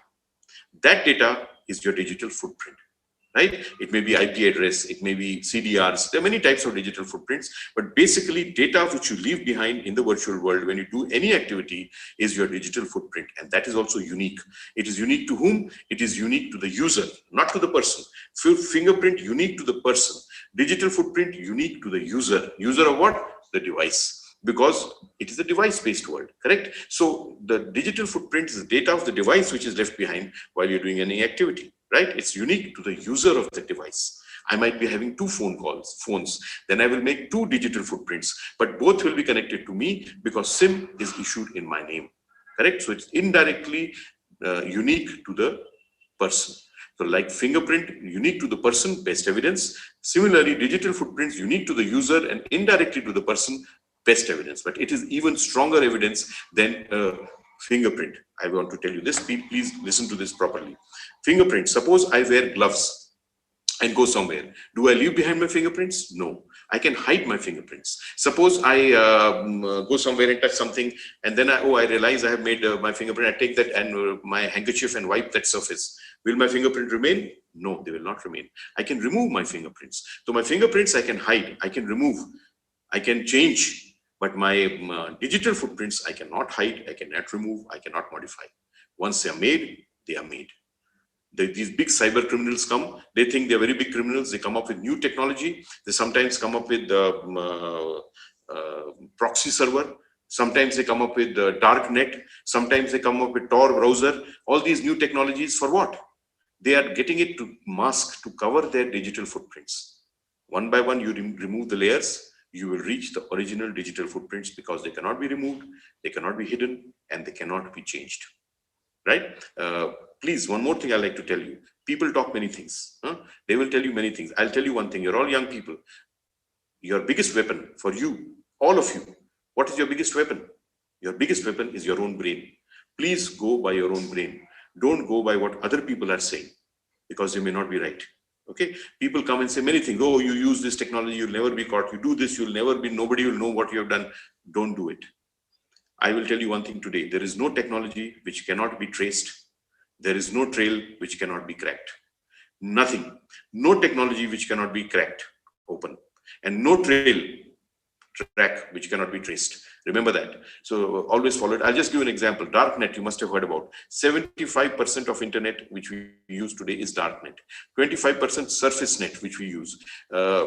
People feel darknet is a very dangerous place. All crime, criminal activities are going on in darknet. Maybe true. Yes, of course. Surface net also, there is so much criminal activity. So darknet also, there is criminal activity. But if you ever feel that they cannot be caught in the darknet, then you are wrong. Don't ever think that. Darknet uses new technologies, other protocols, browsers. That is true. But they cannot be caught. Don't think that. It is not possible. I will give you the example of darknet website called Silk Route. You might have heard about it. That was one of the worst websites in the darknet. You could go on that website using Tor browser. Tor browser is the onion router. It has got many layers. That's why they try to, mask their footprints. For that, Tor browser is used. Using Tor browser, anybody could go there to Silk Route, order any illegal thing like drugs, like weapons, illegal weapons, wildlife parts, child pornography, anything people could order, pay in bitcoins. Payment was in bitcoins. People thought bitcoins also cannot be traced. They can be. Please do not think that. The trail can be identified. It's encrypted, but it can be identified. Anyway, so people used to go there, order anything illegal, pay in bitcoins, and that illegal thing used to reach their doorstep. And the feeling was that this network can never be traced and tracked because it is darknet. But I'll tell you, there was an organization called European Police Organization, Europol, like Interpol, Europol. Europol combined with the FBI of USA and carried out joint investigation against Silk Route. Within 10 days only, it took them to remove all these layers, so-called, and reach the original digital footprints. They got all the original digital footprints. They caught the entire gang who was running Silk Route, including the gang leader who was from United Kingdoms. He is now sentenced to life imprisonment. He's in jail, and the whole Silk Route system and the whole network was blasted, finished. Today, there is nothing called Silk Route. One thing which people thought can never be caught and traced. So much technology, so much of protocol, so much browsers, finished. So don't ever think that it can be done. You can hide your digital footprints and get away with doing something wrong. Don't even think and don't believe anyone if someone tells you. So what I'm trying to tell you is digital footprints are very important. They cannot be changed. They cannot be modified. They cannot be hidden. So please make your digital footprints as good as possible. Don't do things in the digital world which will get you into trouble because you feel nothing going to happen. Okay, I will never be caught. So make your digital footprints as good as possible. This is what I want to say. Now I'll go to next slide, please. Now we'll talk about some crime. Before that, I would like to talk to you about monitoring of youth. All of you are youth. Please, quickly, I will tell you, you're all adults. You're all youth. I respect your adulthood and the rights for making your own decisions. But let me tell you one thing, please, quickly. For the parents and the teachers and professors who are here, I'll tell you one thing. In the real world, in this world, what are the youth? What are the college students? Please, as a father, I've got two sons. My elder son is in college. My younger son is in school. So I also know everything. So as a parent, as a teacher or a professor, you have got a double responsibility because you are parents as well as guardians, of your students. So I will tell you one thing, two things in the real world we give our children, our next generation. And remember, you college students, you youth are also our elder children. You may be adults. I respect that. You can take many decisions on your own. That is also correct. But you lack one thing. What is that? You lack experience. It's a very cliche saying. You might say, oh, I've heard this many times before. But let me tell you one thing. Experience you cannot get in any book. You cannot find it in any library. Experience is only through living life. And that experience you lack. You might have the right to make decisions, but because you lack that experience, you need that much of more guidance. You are elder children. That's it. There are minor children, and you're elder children. So you're children still. But so I would like to address you in that manner. The parents and teachers who are here, let me tell you one thing. In this actual world, what do we give our children? Two things which make them better than us. At least we try our best. First thing is we provide everything for them as much as we can. Best education, best security, best environment, whatever. Second, monitoring. We monitor our children very much. What they're doing, what they're eating, what they're sleeping, what they're studying, when they are going, who they're meeting. We do every kind of monitoring. And if you find something wrong, see, monitoring is also like awareness. Awareness is knowing and doing. Monitoring is also not only looking, watching and seeing. Looking, watching and seeing, and if you find something wrong, then doing something about it. Correct? That is monitoring. So anyway, we monitor our children and we provide for our children in the real world and try our best to make them better than us. Correct? Now, in the virtual world, where our children are spending half their lives, we try to provide them everything. Don't we? Everything, all equipments, all devices, all kind of gaming computer, all kind of connections. We try to give whatever we can, right? Provision, everything. What is the monitoring you're doing of your children or your grown-up children, college students? What are you doing? Monitoring. I think it's a zero. I'm telling you, I have gone all around the country. I've been to ISRO, I've been to DRDO, I've been to IITs, IIMs, I've been to best colleges, universities. Now also I'm doing webinars. I know it. Monitoring our children by parents, especially, and also by teachers and professors is a big zero. If it is 1%, I'll be very happy. But it is zero. And now you can imagine the two things which are most important, monitoring and provision, you require. Still, you may make a mistake in the real world. Still, yet there may be something wrong. But in the virtual world, half their lives, provision, everything, monitoring, zero. What's going to happen? So you can think about it yourself. So all the children who are here, grown-up children, my youth who are here, please let me tell you one thing. You're adults. You must, if you can prove to me that your parents especially and your teachers, professors are monitoring your activities online for your harm, to harm you, then please don't accept it. I will be with you. But if it is for your benefit, then you have to accept it. Like in the real world, you accept monitoring, don't you? So in the virtual world also, you have to accept that monitoring. And I would request you, because you're all adults, that you should also self-monitor yourselves in the virtual world, because what you're doing there, nobody knows except you yourself. So please do self-monitoring and accept some monitoring of your parents and your teachers, because it is for your benefit. Okay, next slide. Now we'll talk about some crime, which is affecting the youth and children. Can you put the next slide, please?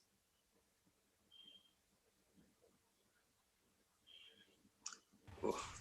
Yeah.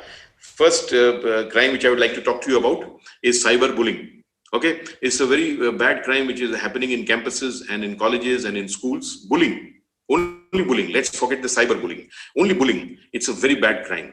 What is bullying? Bullying is troubling someone, insulting someone, abusing someone, even physical violence with someone, making someone look down and feel very ashamed of himself or herself.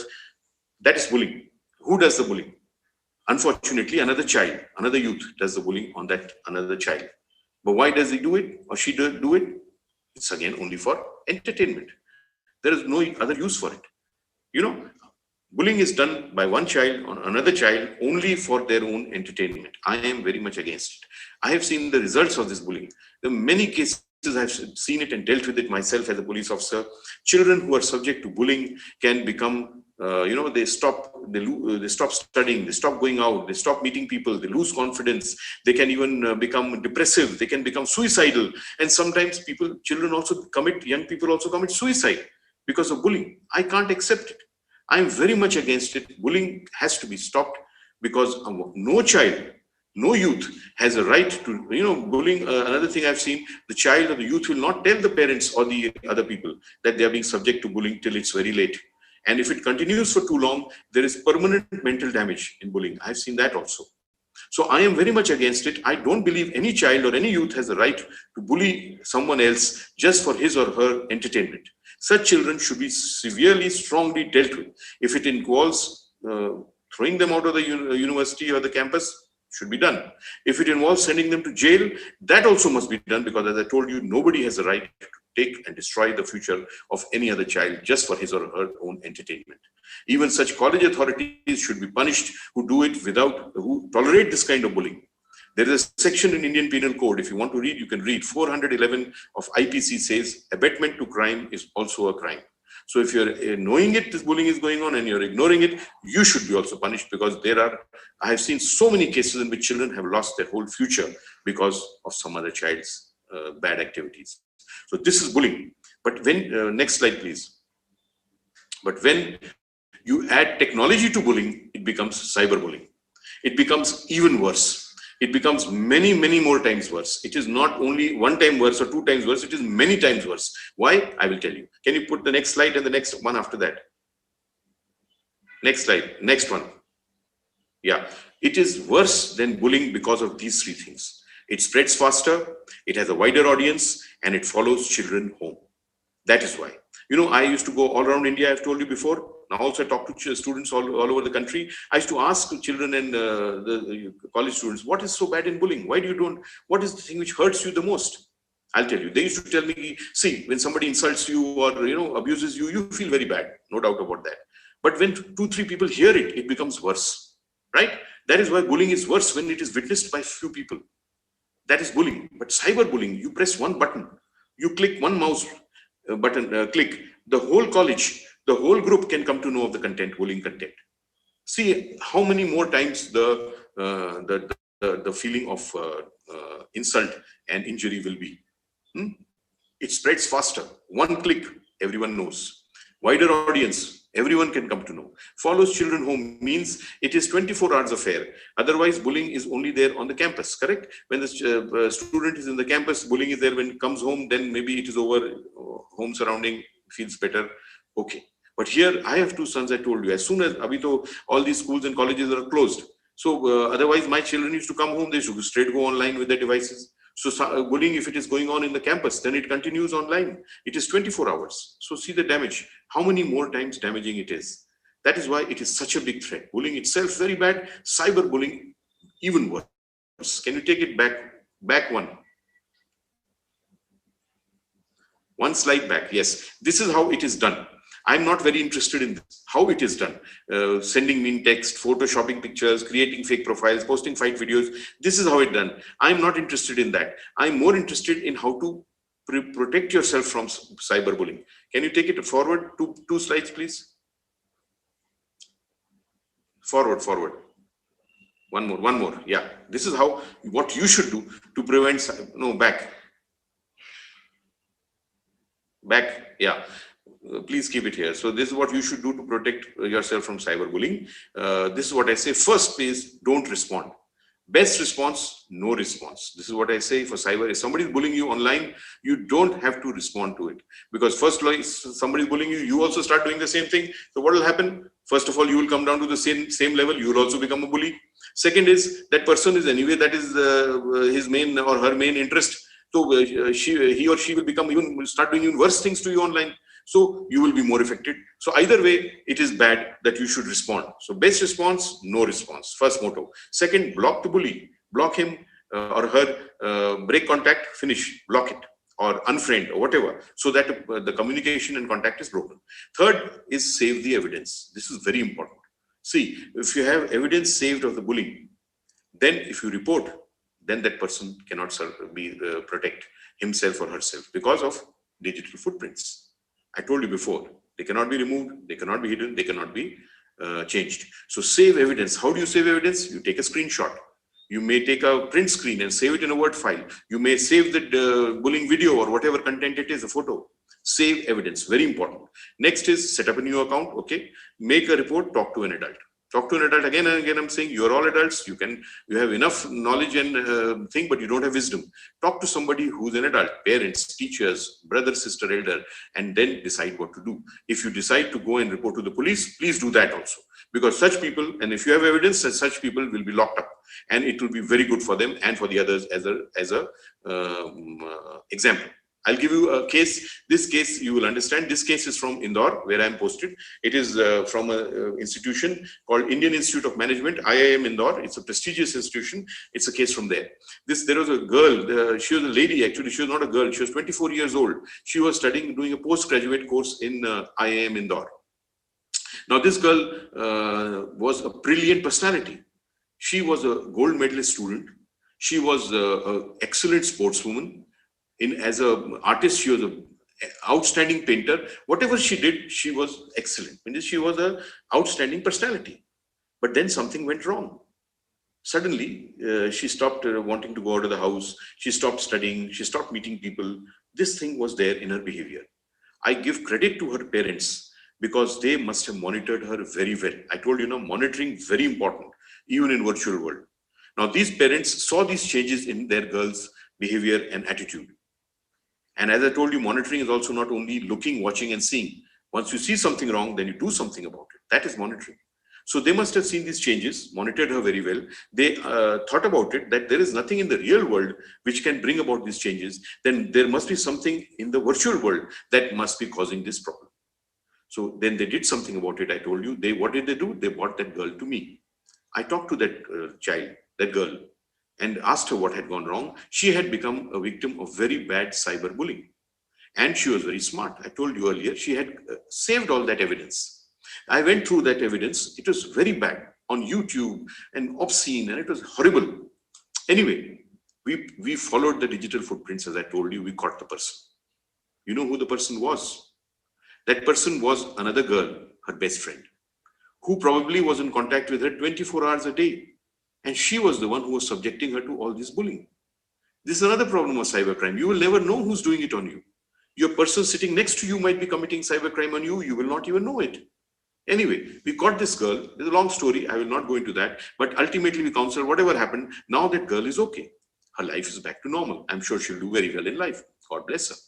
But if her parents had missed that monitoring for a few months, and later on they might have complained to us, we might have caught that person as we did this time, but the damage would have been permanent. That girl would not have been able to come back on her track.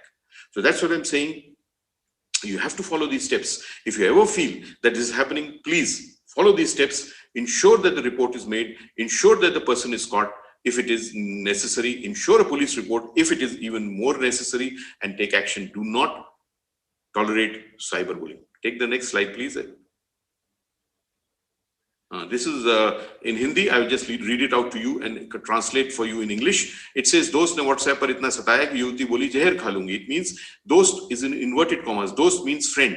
So dost in inverted commas means virtual friend. So virtual friend, a friend which you have never seen, never met, but still a friend. That's how the world is today. So on WhatsApp, a girl was troubled so much by a virtual friend that she said that I'm going to commit suicide.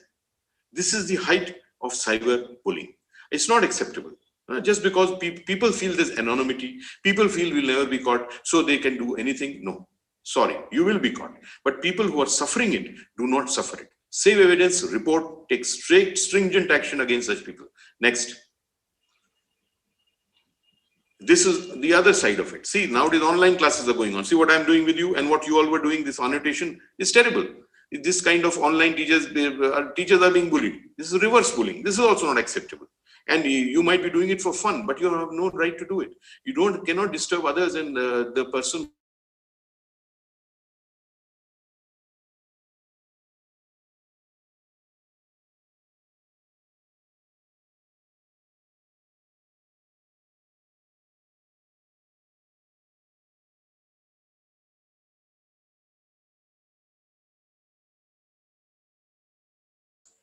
Can you hear me? Okay, so you have to respect people and give them respect, then only you'll get respect. If you don't respect people, then unfortunately you're not going to get your respect. Anyway, so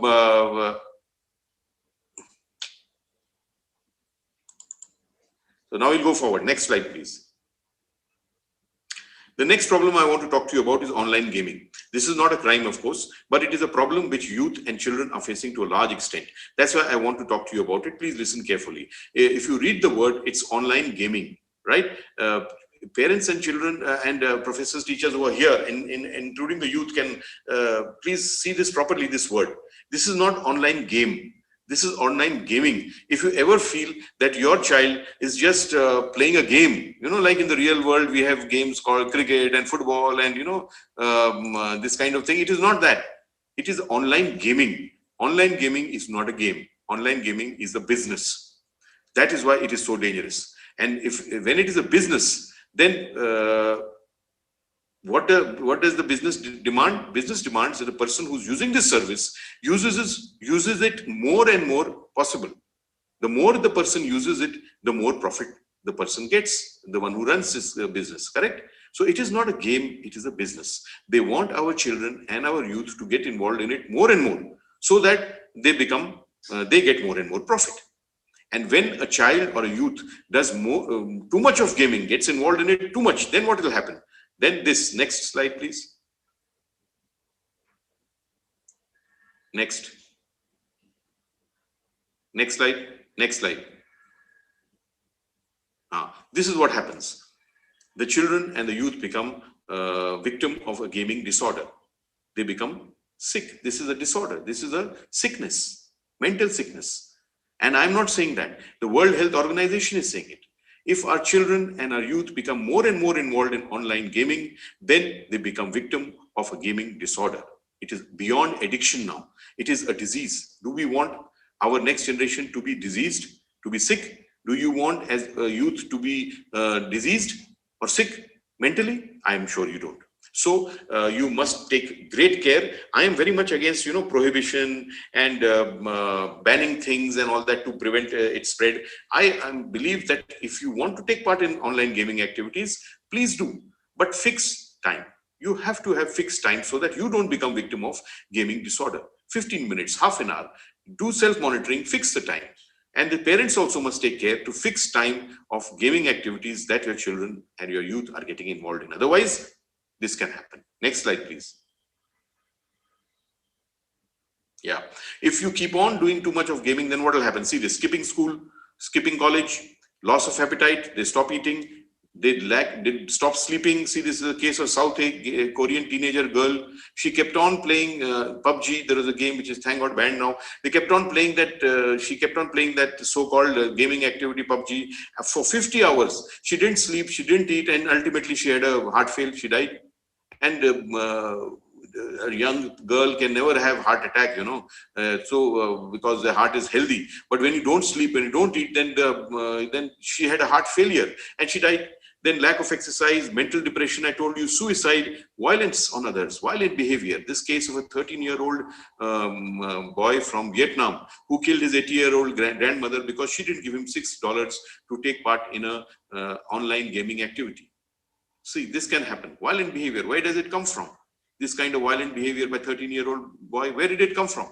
From the content of that gaming activity. Have you as a parent or a teacher and all that ever seen the content of these online, so-called online gaming activities? Have you seen it?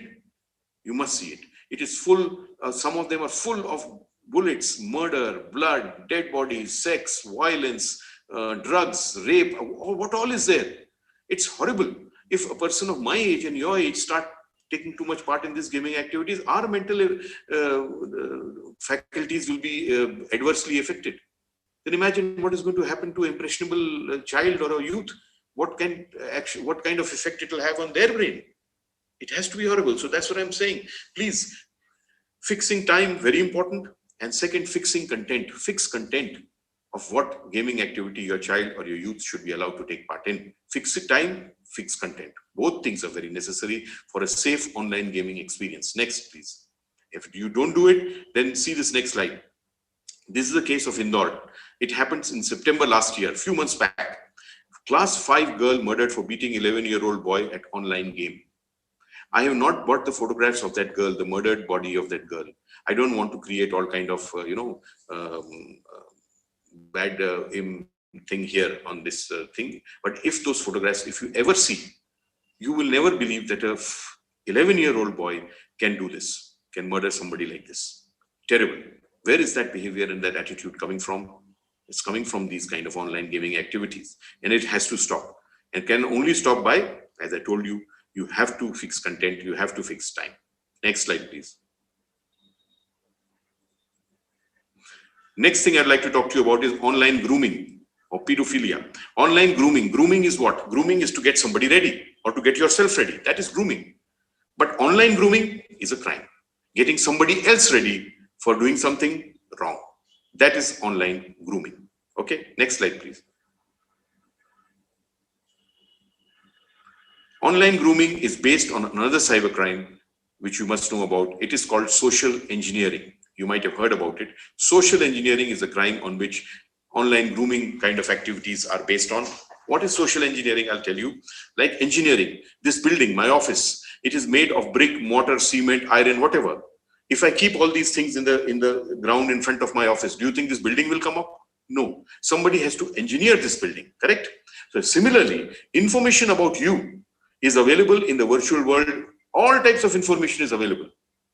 Where you go, who you meet, what you eat, when you sleep, what are the movies you see, what are the clothes you wear, who are your friends, what is your school name, what is your college name, everything is there. mostly shared or given out by you yourself. I've told you before. So most of the information, all information is available in the virtual world, mostly given by us. Now these people collect this kind of information and then engineer a structure against you and attack you with that structure. And then you have very little chance of surviving that attack.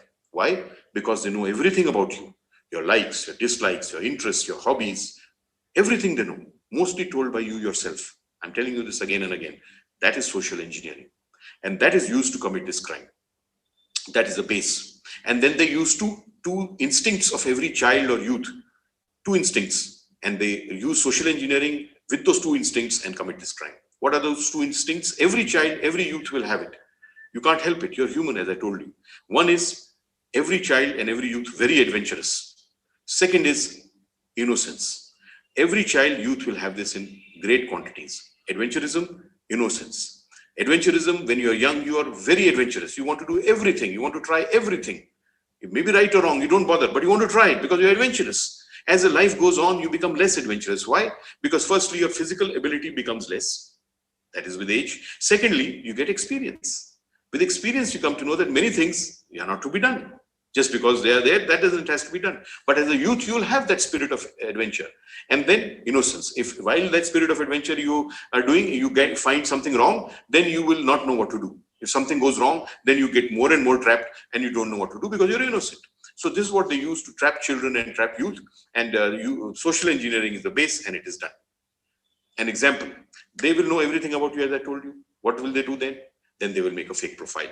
Okay, and they'll show themselves to be your age, some other college, surrounding place they're staying, and then they will send you a friend request. Okay, and we are adventurous, our children and youth, they will want to make friends with anyone. So what? What is the problem? Another friend, you make friends. Now that person is doing a crime on you actually. You don't know it. That person knows everything about you. Now they will be middle-aged kind of people, criminals. You are all children and youth. So they will first keep on talking to you normal things and they know everything about you. So they will talk things of your interest only. Correct? And you will become very good friends because you will feel that person is just like you. Now when they know that everything is in order, then they might want to trap you. Then what do? One thing can be they can share a secret with you. They'll say, oh, you know, one day in school I did like this with some girl or with some boy. I did like this. Something like that they'll make up because they know what you are and what is your mindset. About everything about you, I've told you before. Then you will also say, because you are innocent, oh, I also did this once, you know. But that's it. Once you shared the secret, then they know the secret. Then they will start their bullying. Then they will start their blackmailing. Oh, you did this? Okay, I'll come to your college and tell everyone that you have done this. I will send this information to your parents that you are involved in all these things. I will post this thing to all your friends in your friend group and tell them that this person is like this. All those kind of things. And as you're innocent, once you're trapped because you're adventurous, you don't know what to do, then you start feeling as if you have done the mistake and you start getting more and more trapped. Then they keep asking, they'll take money from you. They might take indecent pictures from you. They might take all kinds of things from you. And it might also reach to pedophilia. What is pedophilia? Pedophilia is sexual exploitation of children, right? So they can reach even there. And as a child is innocent, you can keep doing it because you feel you're the criminal, but you're not the criminal. So please remember, if you have to save yourself from this kind of attack, this kind of crime, firstly, please secure your information. I've told you before. What to share, when to share, whom to share, all those things. Please secure information. It has to be done. If you keep on giving out information about you without thinking, then it's going to reach the wrong hand and then it's going to be a problem for you. And second is, if in spite of securing information, whatever, you do fall prey for this kind of activity, please do not think you are the criminal. You are not the criminal. You are the victim.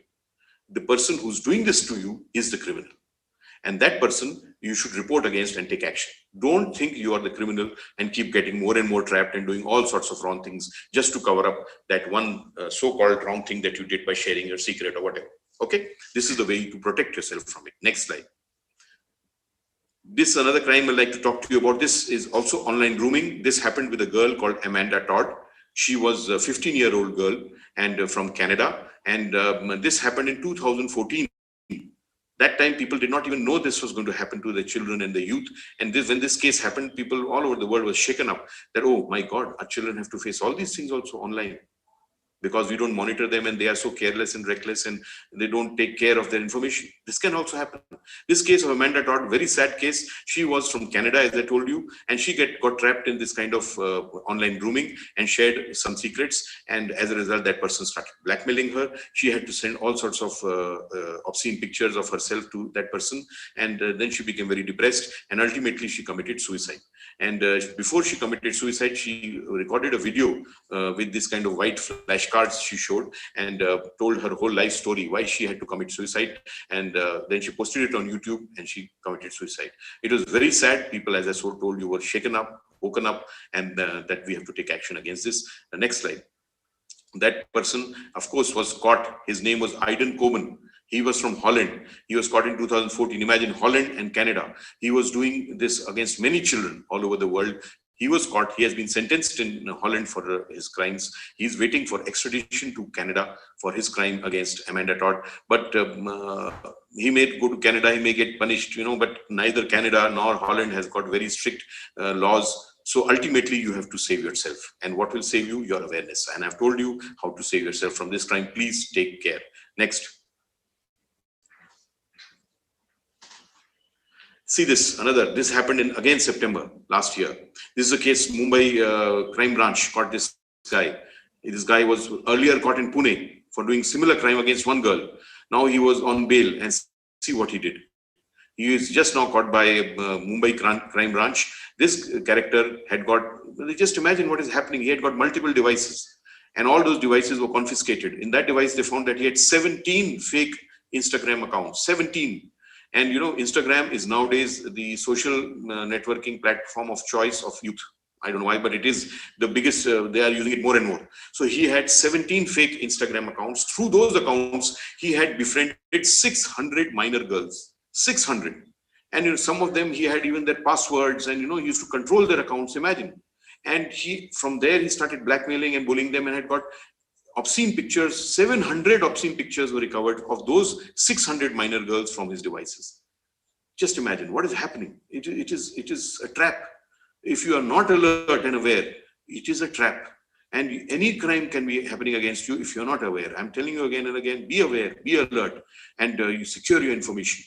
This is the way it forward, okay? And don't be that gullible and that innocent and that adventurous. You have to take care in the virtual world because danger will never be seen. But it's not there, don't think that. Next. I would like to talk to you next about cyber stalking. Cyber stalking is another crime which is occurring very frequently in the cyber world. Cyber stalking is a crime which occurs only against women and girls. I have never seen a cyber stalking case against a man or a boy. So the girls and the women who are there in this program, please listen very carefully. Also the men and the boy, you also need to listen. Okay, so cyber stalking, I will talk to you about. Please, the girls and the ladies who are here, be very careful. Just listen carefully. Cyber stalking, only stalking. What is stalking? Stalking is following someone repeatedly. Okay, so stalking, real world stalking, the girl or the lady can see the danger. Again and again, I'm saying that you will see the danger. Suppose you go out of your house, you see one man standing in front of your house every day. You will see him. You will get a little threatened.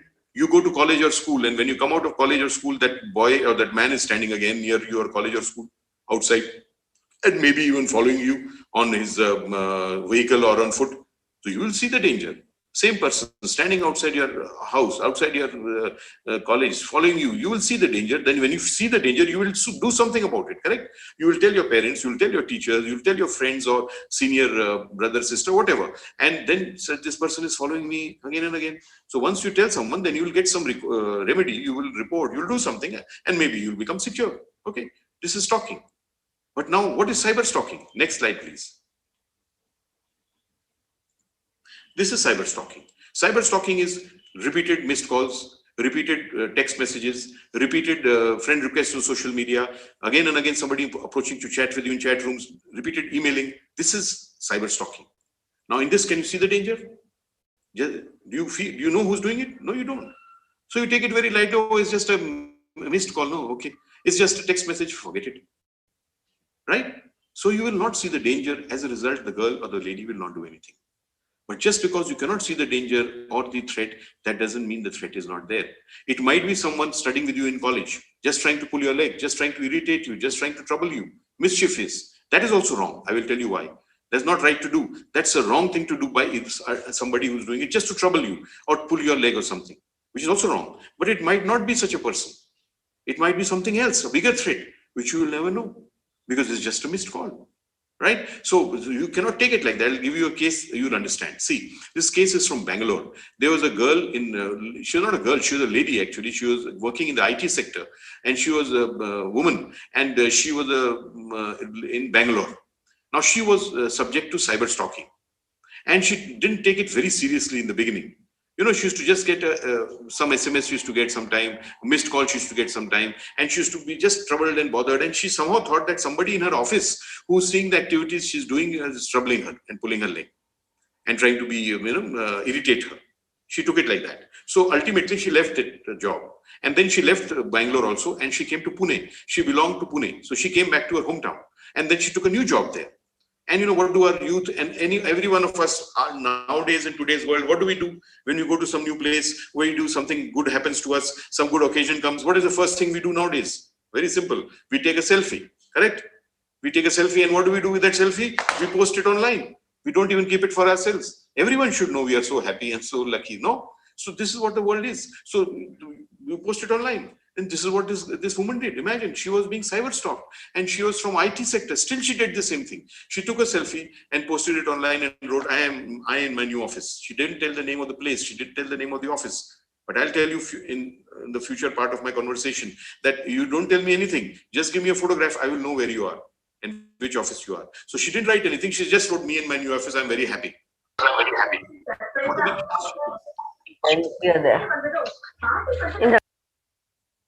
So then this person was that she posted it online. The other person saw it because he was anyway cyber stalking her.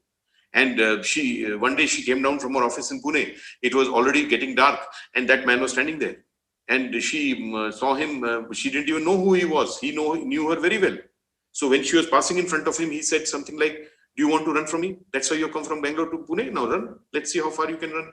So when she said this, he said this, so she realized, oh, he's the same guy. She must have got scared. She tried to run. He followed her and he stabbed her to death.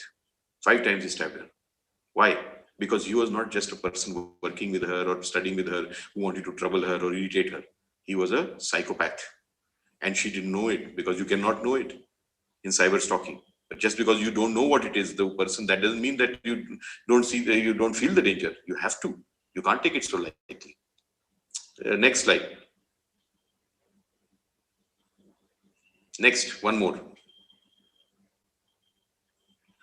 There's another case I'll tell you. See, you have to be very careful about this. Another case. Again, Indore. See, I am staying in Indore, so I have got the cuttings from my city. Most of them. But this must be happening all over the country, all over the world. See this case. Stabbed 38 times, the FB stalker woman dies. This girl's name is given as Supriya Jain. This girl was from a district called Damoh. This district is around 500 kilometers from the city of Indore. She had finished her education there. She had come to Indore for a job and she was working here. And there was somebody who followed her from Damoh. Actually, he used to study in her college. She didn't know him at all, but he used to like her, maybe a one-sided love affair, something like that. He came there behind her from Damoh to Indore, and he used to keep stalking her online, used to keep sending her friend requests and all that. She was very active on social media platforms and used to keep sending her friend requests and all that, but she didn't bother. She said, oh, must be somebody who's again and again, so what? She didn't take it seriously. And she was very active. She used to keep on putting photographs, this picnic and that party and this work and whatever. Maybe he was seeing it and getting more and more bothered. But she didn't bother because she thought it was just friend request. Oh, it must be somebody, forget it. Didn't realize the danger. One day she came down from her apartment where she was living for food in the evening in an area which is called Vijayanagar. Vijayanagar area of Indore is the most busy intersection in Indore. She came down, she used to live there. She came down from a flat. She was crossing the road. He caught her in the intersection. He stabbed her 38 times and killed her. He didn't even have a knife. You know what he killed her with? He stabbed her with, he had that sickle with which you cut grass. He stabbed her with that 38 times and killed her. In the evening, I'm sure thousands of people must be there in that intersection at that time, but nobody helped that poor girl. And I won't be even surprised if some of them were taking photographs and videos of that gruesome scene. This is what our world has come to. So who has to save you? You yourself have to save yourself, especially in the virtual world. And what do you have to do? I will tell you. Can you take it back one slide? One back.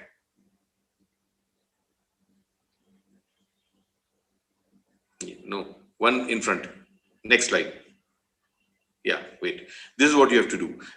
I'll give you one set of advice for the girls and the women who are here in this program, and one set of advice for the men and the boys. Please listen carefully. First, the women and the girls, because you are the targets for this kind of crime only, exclusive.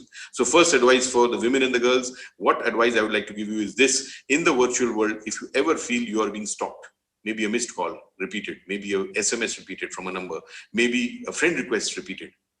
If you feel you are being cyber stalked in the virtual world, you have to report. Don't ignore.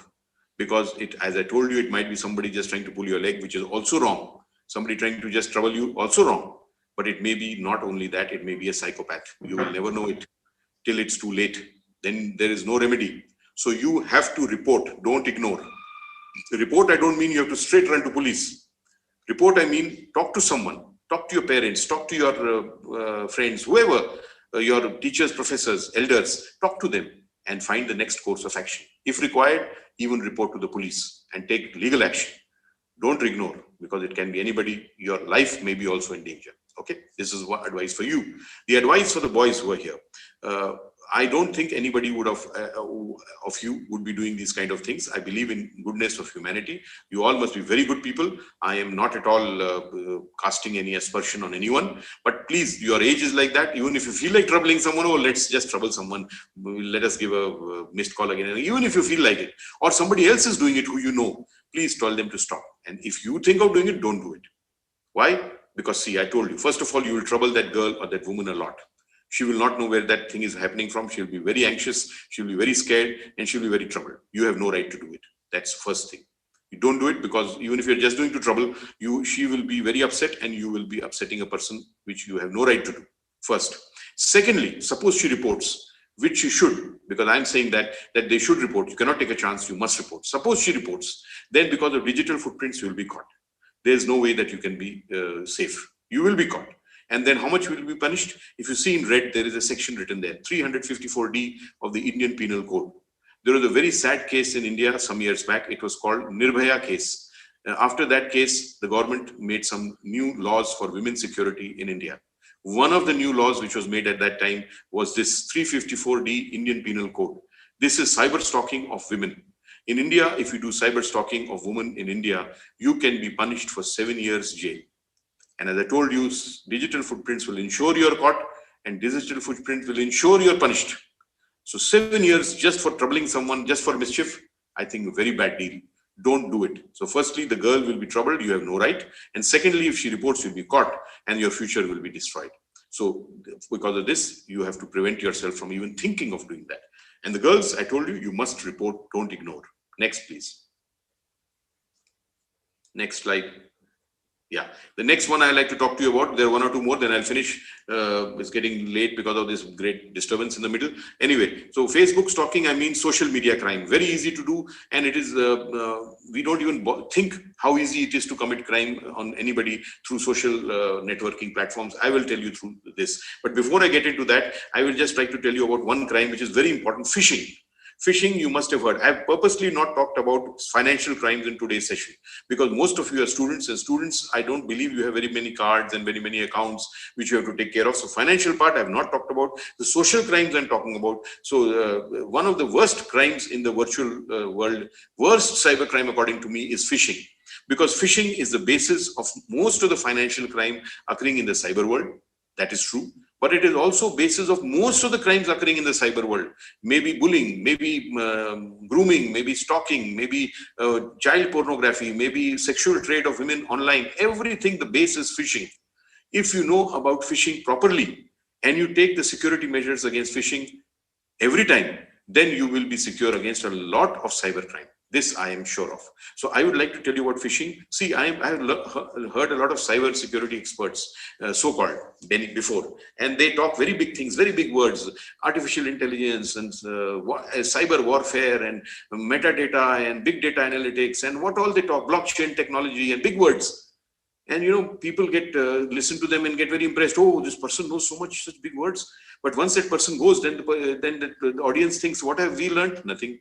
What is our benefit? Nothing. So I don't talk in that way. I talk in very simple language, who everyone can understand. And even amongst you, if a person is there who has never even heard about cybercrime, will be able to understand what I'm saying. So I talk in very simple language. Please try to understand what I'm saying against phishing, because that is the worst cybercrime, and you must know how to secure yourself against it, which I will tell you. Phishing, I call insidious crime. It is a crime which looks very small, but its effect is very bad. Phishing comes from an English word called fishing. You must be knowing that is with an F.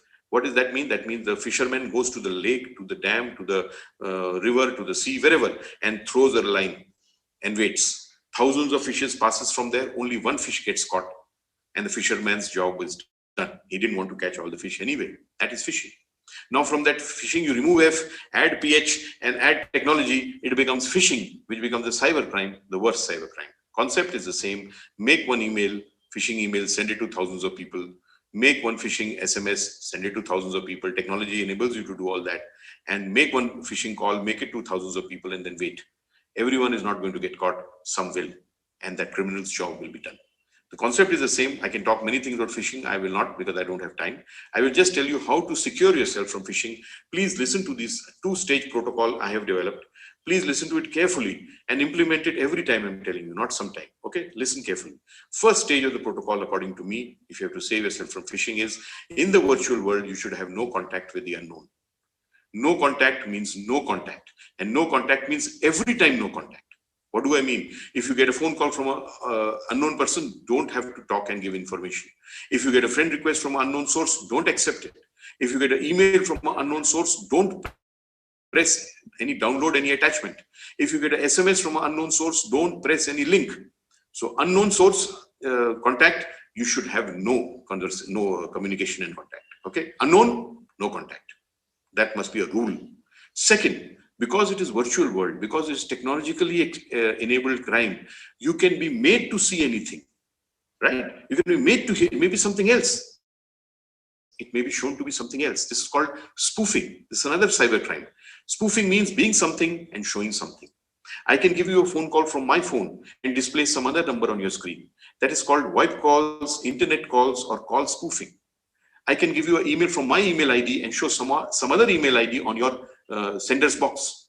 That is called fake mailing or mail spoofing. Yeah. So in the virtual world, anything can be spoofed and you can be shown anything. So second stage of protocol. First stage is, if it is unknown, you should have no contact. Second is, even if it appears known, you have to verify. Verification, very necessary. Okay, just because it is appearing to be something known, you have to proceed? No. You have to make that effort. See, effort, security requires effort.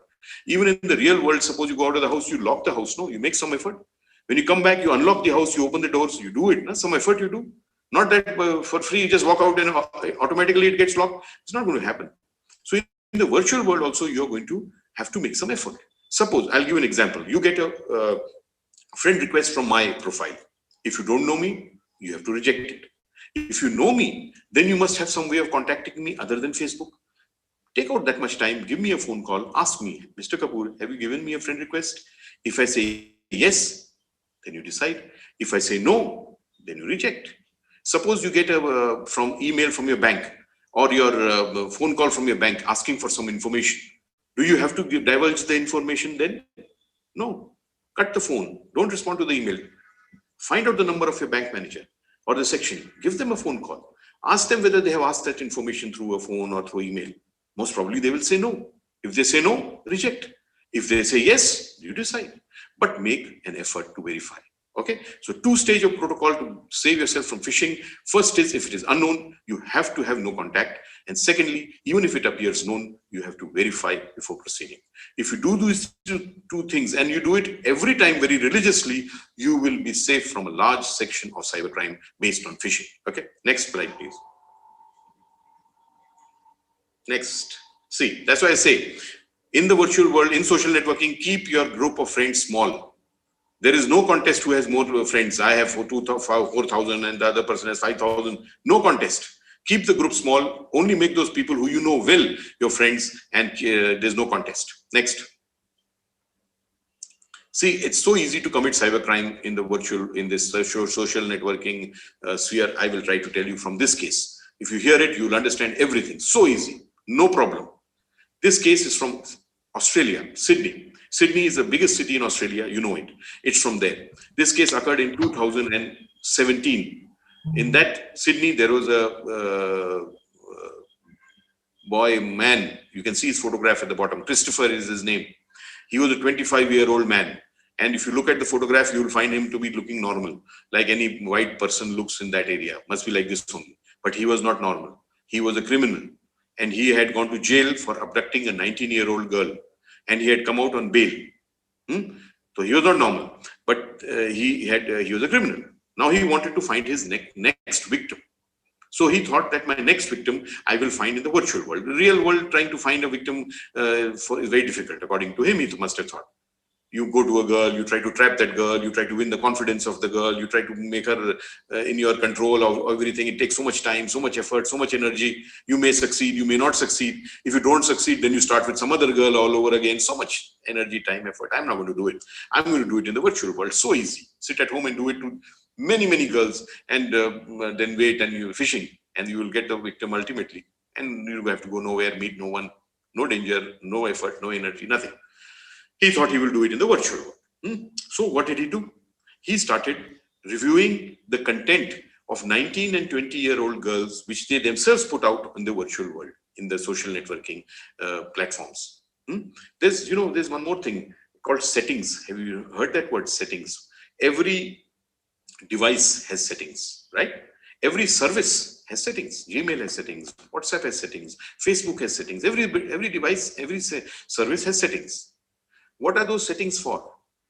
Those settings, one, are for ensuring that the device or the service works according to your choice. That's called customized experience, so that you use it, the service or device, as you want it, firstly. Secondly, it is also for security. Have you used those settings for security ever? I don't think so. If you have, good. If you haven't, start now. So what we do, he started reviewing the content of 19 and 20-year-old girls of Sydney, which they were putting out themselves, not bothering who's seeing it, who has access to that content. We keep on putting out all content about ourselves. We don't bother about the settings. Who's seeing it? Who cares? The more likes you get, the better. The more views you get, even better. This is what we feel. So we keep on putting out content about ourselves without bothering the settings, without bothering who's seeing it. So this man started reviewing content of 19 and 20-year-old girls online. And from there, he found the profile of this girl called Nona. Now, Nona was also a 19-year-old girl. And she also, see, and one more thing, last thing before I proceed. There is, in the real world, in this world, crime will be committed on you, and they will attack your weakness and commit crime on you, these criminals. Women have to be subject to crime because men are more physically stronger. The weaker sections of society, SC, ST, have to be subject to crime because they're socially weaker. Somebody gets a knife or a gun, can commit robbery on you. Why? Because they become physically stronger than you. So your weakness is attacked and crime is committed on you in the real world. On the opposite way, in the virtual world, your strength is attacked and crime is committed on you. Your interest is attacked, your specialization is attacked, and crime will be committed on you, not your weakness. Why? Because they don't know your weakness. They only know your strength, your interest, your specialization. Why? Because you have told them without thinking who's seeing it. So suppose I keep saying I'm a cybersecurity expert, then I should be ready that they will attack me on this field. They will come to know, oh, Mr. Kapoor, cybersecurity, okay. They will attack me on this only. Then I have to be ready. I can't say that, oh, I didn't know what happened. So if I'm telling my interest, my strength, then I have to be ready to be attacked on that field. So that's what people do. They keep on telling all types of things about themselves without bothering who's seeing it and without even being ready what's going to happen when somebody uses that information about you. Okay, so this guy got hold of this information about Nona. Nona also had a speciality, a great interest. What was that? She was an animal lover. She was a great pet lover, animal lover. Where will she show it? Of course, social networking. She had put out all type of content, my Tommy, my Bobby, my parrot, my dog, my cat, whatever. He came to know. Now see how simple it is. He made a fake profile. I told you, fake profile. Nobody can stop him. He made a fake profile. He named himself Gordon Green. In that profile, he showed himself. First of all, he found out in Sydney, the biggest NGO which works for animal welfare. He found out the name. And of that NGO, he showed himself to be HR manager and made a fake profile. Could anybody stop him? No. With that profile, he sent a friend request to Nona. Now, what did she see? An HR manager of such a big NGO of animal rights, animal welfare, and making friends with her. She must have been so happy. She said, yes, you don't even bother who I'm making friends with. I told you, no contact with unknown. There she goes. She first telling all about yourself, not bothering who's seeing it, not getting the settings right, and then taking all sorts of reckless behavior. Anyway, she made friends with him. Now 6 months he kept talking to her normal. They are criminals. They will not do anything immediately. 6 months he kept normal chatting with her. Once he realized that now she's in my control, he took the next step. And what was the next step? He offered her a job. All fake, of course. He offered her a job in his organization, asked her that this vacancy is coming to you. Are you interested? Now, what did she going to say? First of all, chance to work in such a prestigious organization. Second, what job she has to do? Animal welfare, which she anyway loves to do. Third, she will get paid for it also, for doing something she loves anyway. And fourth, who's offering the job? Now her best friend. 6 months, never seen, never met, but best friend. So she said yes. He said, okay, tomorrow morning I will come. You come with me. I'll take you to my office. We'll have a formal interview and you will get the job. She must have been so happy, I think. She might not have slept the whole night. He came the next morning. She went with him. He took her out of Sydney. First he raped her. Then he strangled her to death. And then he buried her in the ground and came back. Because that is what he wanted to do anyway, from the beginning. After 1.5 months, they found the body of Nona. And the police worked on it, Sydney police. They traced the digital footprints. I told you digital footprints cannot let you survive. They caught Christopher. In December 2018, Christopher was sentenced to 21 years in prison for the rape, murder, and abduction of Nona. Australians say this is the harshest punishment we have given any criminal in our history. Because in Australia, they don't have capital punishment. That is the hanging. So they say in our history, we have given the strongest punishment to Christopher. But do you think with the strong punishment, Nona is going to come back? She is not. And who could have saved Nona? Just think of it. Nobody but Nona. And she did all sorts of things and got so easily conned and into this crime. Nobody could have saved her, but she herself. Next, please. Next slide. See, this is happening every time. This is a dating site. Again, contact with unknown. Made friends with somebody, went for a date, and this is what happened to the poor girl. So this is becoming very common. So you have to follow that protocol which I've told you. Next.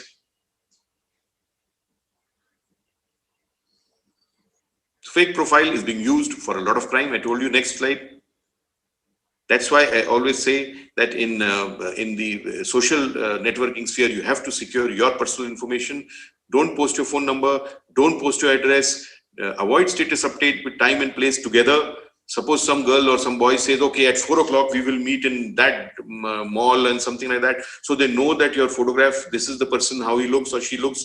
Where will this person be at 4 o'clock in that mall? So they can commit any crime on you.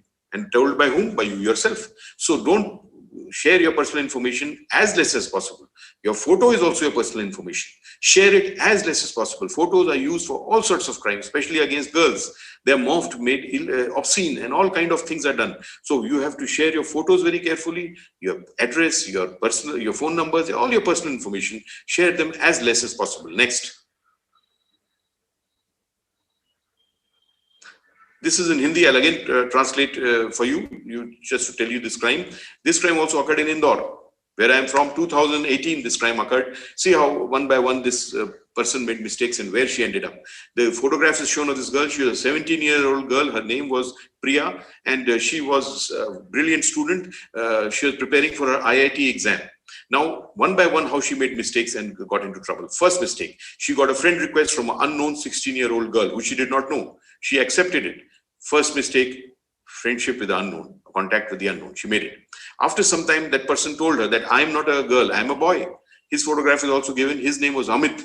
He was 22-year-old boy who was from a neighboring town of Indore called Mau.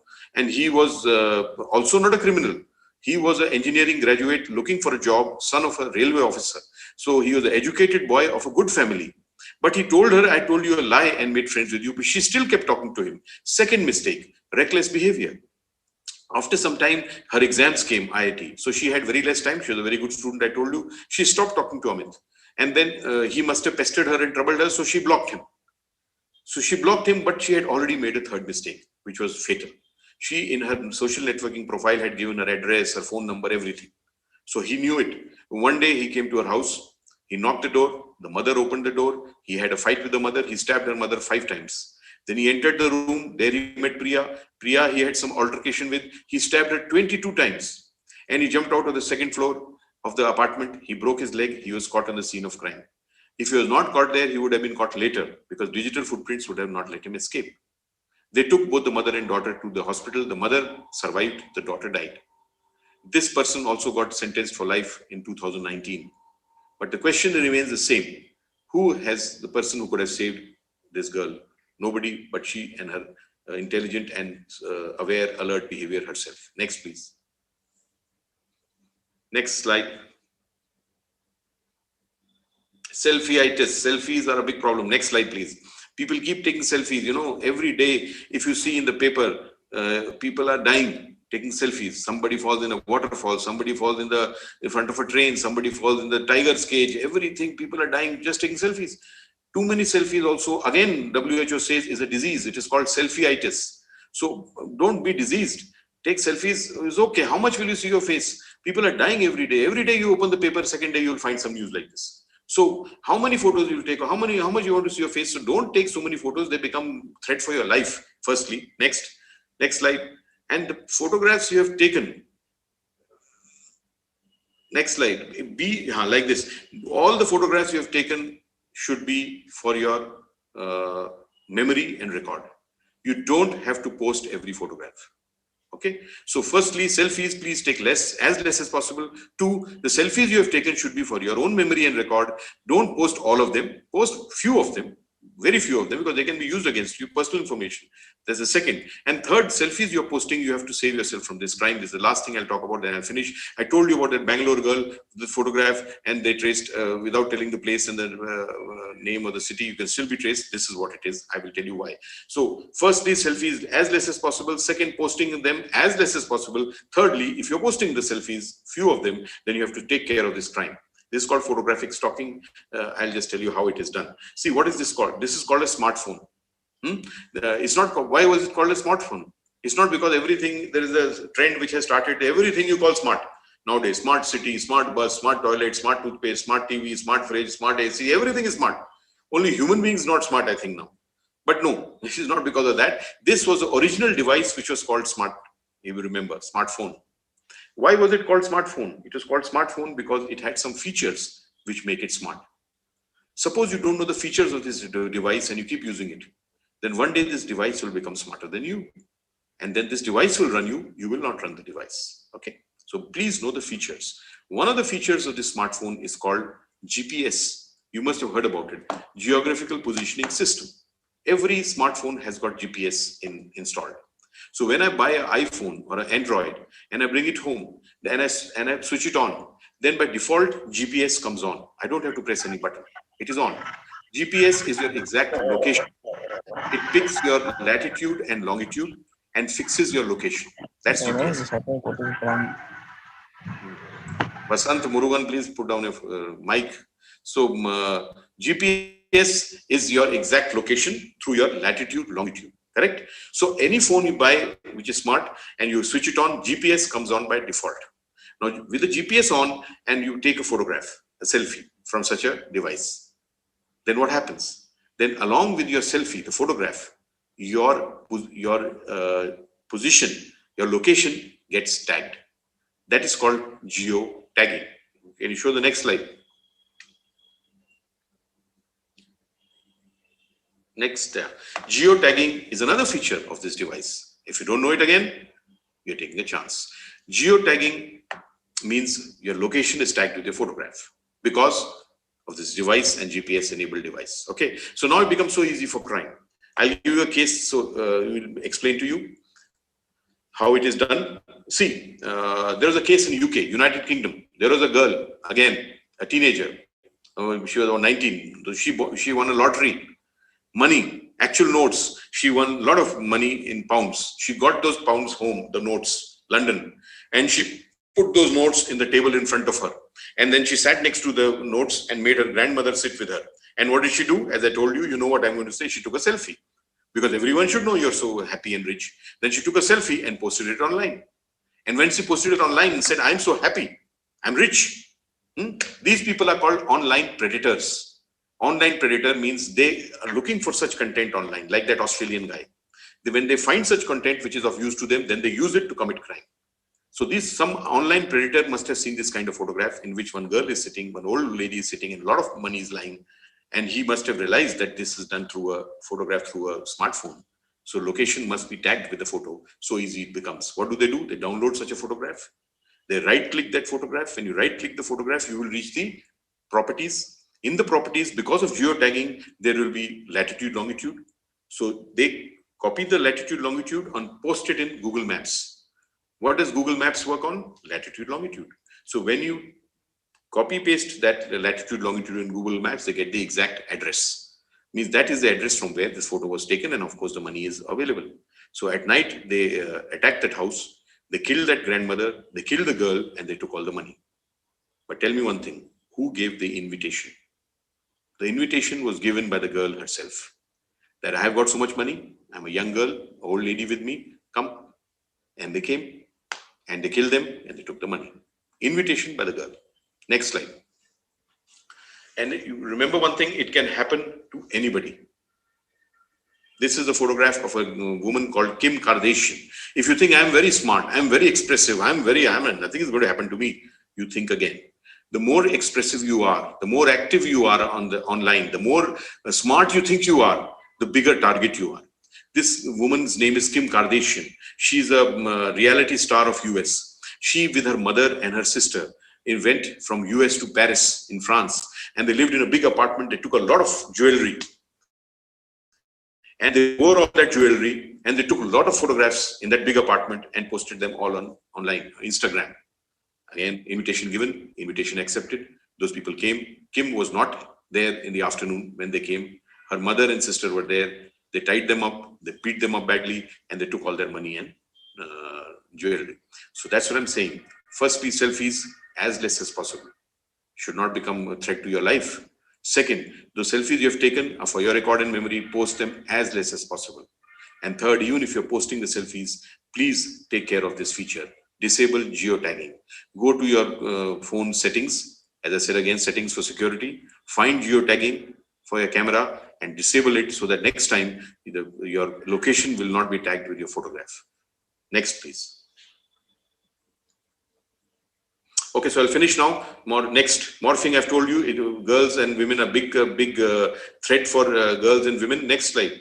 This they use your photographs to do all sorts of morphing, make them indecent and obscene, and then use it again. Very poor. For men also, they make fake ID cards, make fake death certificates, all kind of things they are making. So you have to share your information, which includes your photograph, as less as possible. This is the case of Malika. She was a young 22-year-old girl. She had finished her education, studying in Indore, very active.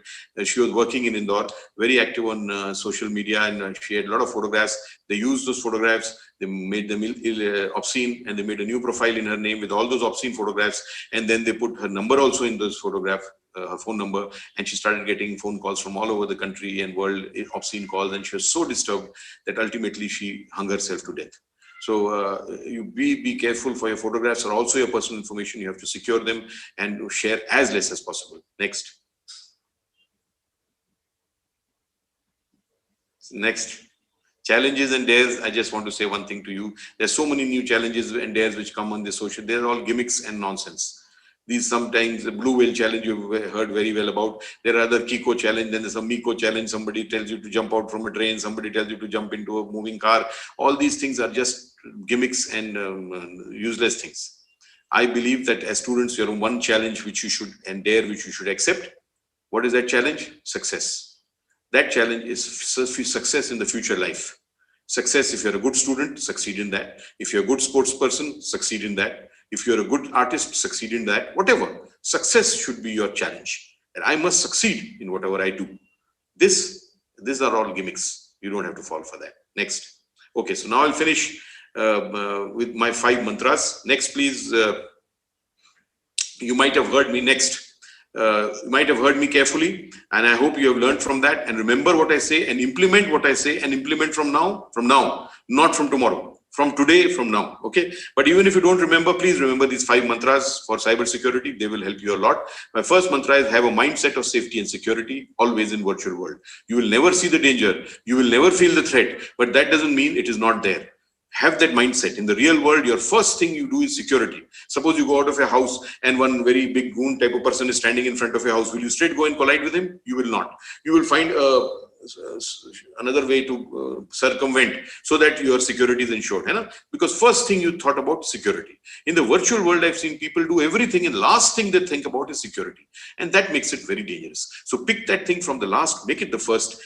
Think about security in the virtual world also, the first thing, and then proceed. I think you'll be better off. Next is avoid shortcuts, avoid greed. Greed I've written here, I've told you, I've not talked about financial crime, but greed, most of the financial crime in cyber world is occurring because of human instinct for greed. People want to sit at home and make money, lottery, sit at home and get a job, sit at home and get a relation. It doesn't happen. This is what they play on and give greed and all type of financial crimes. Please do not fall for greed. You must make motto in life. Everything I get is out of hard work. I'll get a job through hard work. I'll get a lottery through hard work. I'll get a relationship through hard work, not free. If you are thinking of that, you're going to get into trouble. Next is avoid shortcuts. Technology has given you great ease of life. Many shortcuts are given so that your life becomes easy, but that doesn't mean every shortcut has to be followed. Right? So be careful. Don't follow every shortcut. I told you, unknown source, they send you a SMS and make you press a link. You go to a fake site and put all your information there. You think you've gone to State Bank of India site. You've actually gone to a fake site because you pressed a wrong link. So don't follow all shortcuts. They may not lead in the right direction. Third is think before you act. I always say in the social media sphere, what you're posting, liking, sharing, forwarding, please think. Even if you think 5 seconds and then like, share, forward a post, you may not make the mistake which you would have if you do everything in a hurry. Just think, not for a whole day, not for hours. Think for a second, 2 seconds, 5 seconds. All of us are intelligent enough to, mostly. So think before you do anything, because that will save you from a lot of trouble and others also. 4, have full knowledge. This is the age of information, and information is power for everyone, for success, for security, for satisfaction, for everything. So keep as much information as you can and put it in use also so that you can be, as I said, safe, secure, successful, satisfied, everything. Last is in cyberspace, please do not trust anything blindly. You are only interacting with a screen. What is in front of you? A screen. There's no person, there's no place, there is no situation. It is only a screen. So on this screen, I can make you see anything. I can make you hear anything. Not necessarily everything you see is the truth. Keep it in mind. Do not trust anything blindly. Okay, this is my email ID. This is my WhatsApp number. You can contact me. People contact me from all over the country with their problems. If I have some advice, I will give it to you and help you solve the situation. As I told you before, today morning only I got a call from Chennai. There was a girl who was having problem with somebody had hacked her Instagram password. Then I can tell you what to do and how to secure yourself in the best possible manner. If you have any issues, you can contact me. I'll be only too happy to help if I have the answers and the solution, right? If you have any place where you want to do a webinar, your college, your school, I am available. I will love to do it because I told you it's my passion and mission. This is my email ID and my WhatsApp number. You can keep it. That is my Facebook page from Black Ribbon Initiative, facebook.com/Black Ribbon Initiative. I told you I do a lot of column writing. I do a lot of research. I do a lot of things in this field. I post it here. If you come to this page, like that page. I will see how many people from Thanjavur have come and liked my page, so that once you like this page and your updates are on, so next time when I post something on this page, you will get it in your feed. If you have time, look at it. If you don't have time, look at it next time. But you'll have access to good quality cybersecurity information. And information is power. So this is what all I had to say. Thank you so much. There was a lot of difficulty in the beginning, little indiscipline. I'm not very happy, but I hope you have gained from this. The other students, most of the students have learned, gained, understood, and I will now be ready to answer any questions if you have any. Thank you so much and have a good day. If you have any questions, please do ask.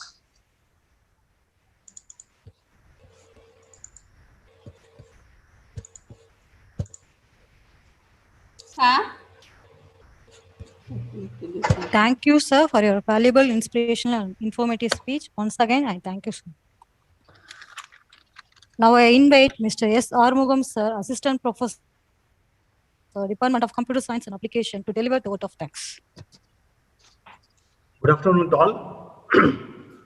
This is Armugam, Assistant Professor, Department of Computer Science and Applications. I am very happy to propose a formal vote of thanks to the today's webinar. Dr. Varun Kapoor IPS, Additional Director General of Police, Rustamji, Armed Police Training College, Indore, has delivered a webinar on cybercrime protection for the youth. It is actually a very wonderful presentation, sir. Our students have benefited a lot. We may know that some little about cybercrime only through the newspaper, media like TV, cinema, and social media and other things. But with our real life also we have known something. But today we have learned a lot from your explanation that the important thing is dangerousness of the cybercrime, which is very interestingly, and you have given more example which is understandable to all. For that, I would like to thank on behalf of our institution and our department. I would like to thank you, sir. Next, I would like to thank our management, Vice Chancellor, Vice Chancellor for providing this type of for our benefit of our students. So that I would like to thank our management and Provisy and Honorable Vice Chancellor. Similarly, the convener of the webinar program is our Dean and HOD, Dr. J. Jayachitra, has organized such a program for our benefit of our students. I would like to thank our Dean and HOD. Similarly, all the deans of various faculties have permitted and HODs permitted their students to participate and benefit these such a programs. So that I would like to thank our deans, HODs, and many staff members, they are involving and supporting this program to make the program as a success. So that I would like to thank all the staff members for their support. One student, Agalya, has given introduction about the chief guest. I would like to thank Agalya also. And finally, I would like to thank all the students for listening and attending the program and gaining your knowledge. So that this is such a program that you may not have. So for that, we would like to thank our students also. Once again, I would like to thank our chief guest for giving a wonderful lecture program webinar on this title. And we would like, he has, besides his busy schedule, he has spent a lot of time with us. So that once again, I would like to thank all. Thank you all. Thank you, sir. Thank you so much. Vanakkam. Yes, I'm Jayachitra, Dean Faculty of Computing Sciences and Engineering. First, I would like to regret for my students disturbed in between. I'm very sorry for this. And second, because it is from different branches. Okay, I have noted the name also, sir. And second, it was really highly informative, sir. Okay, being as a computer science professor, we have studied theoretically cyber security. Now, real example, practical example, you have given so many pictures and real incident, really that we benefited out of it, not only tomorrow onwards, as you said, and this moment onwards, not only our life, personal life, as well as we are also having small kids. So in personal life as well as in official life, how far we can spread this information, your presentation, and we will give a presentation and also practical example. And my humble request, if you are able to share this PPT, and we have around 1,500 computer professionals, and they are using mostly social media, and already we are also advising them. And this PPT I can present each and every individual class. Definitely they will be benefited out of it. And really this presentation and your example, the way you explained and the effort you have put, really which benefited out of it. And thank you so much, sir. And once again, on behalf of the university, I would like to thank you once again. Thank you so much, sir. Thank you. And after this pandemic thing is over and everything is normal, maybe 6 months or something, after that, if you invite me there, because I would love to come to Tamil Nadu, I told you. Mr. I have around 1,350 students and 3 branches are there. Department of Computer Science and Applications and the Department of Computer Science and Engineering 240 students. This is 660 students, and Computer Science, BSc Computer Science, MSc Computer Science. So around 1,400 students are there, and for each session 500. And once in 6 months we would like to give a presentation, and I'll inform to our Honorable Pro Vice Chancellor sir, and instead of we present, and if you give some input, definitely they will be benefited out of it, and they know the importance of cyber security practically, sir. Yeah, you can then have more problem solving, more personal contact. Definitely, sir, definitely. Very good way. I will definitely come. You invite me after some time when everything is settled. Yes. I will also enjoy coming back to my own state, and everyone will benefit, I think. Okay, so we will keep in touch with you, sir, through Pro Vice Chancellor, sir, and then frequently we will invite you once in 6 months to provide a high informative talk regarding cyber security. And my humble request, and thank you so much, sir. Thank you, madam. Have a nice day and vanakkam. Okay, thank you, sir. Yeah.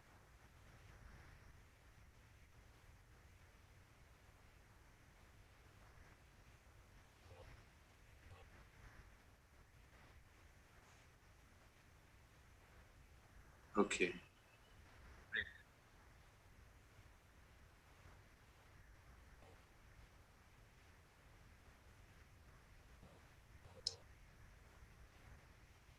Thank you. Thank you for the compliment. Take care. I'll meet you in Thanjavur one day, I'm sure. Okay, sir. Okay. So when you come to Thanjavur, please visit our university, sir. No, you have to invite me, then I'll come there, and only for your university. Okay. Yes, sir. Definitely, sir. Thank you. Have a nice day. Thank you so much, sir. Thank you so much.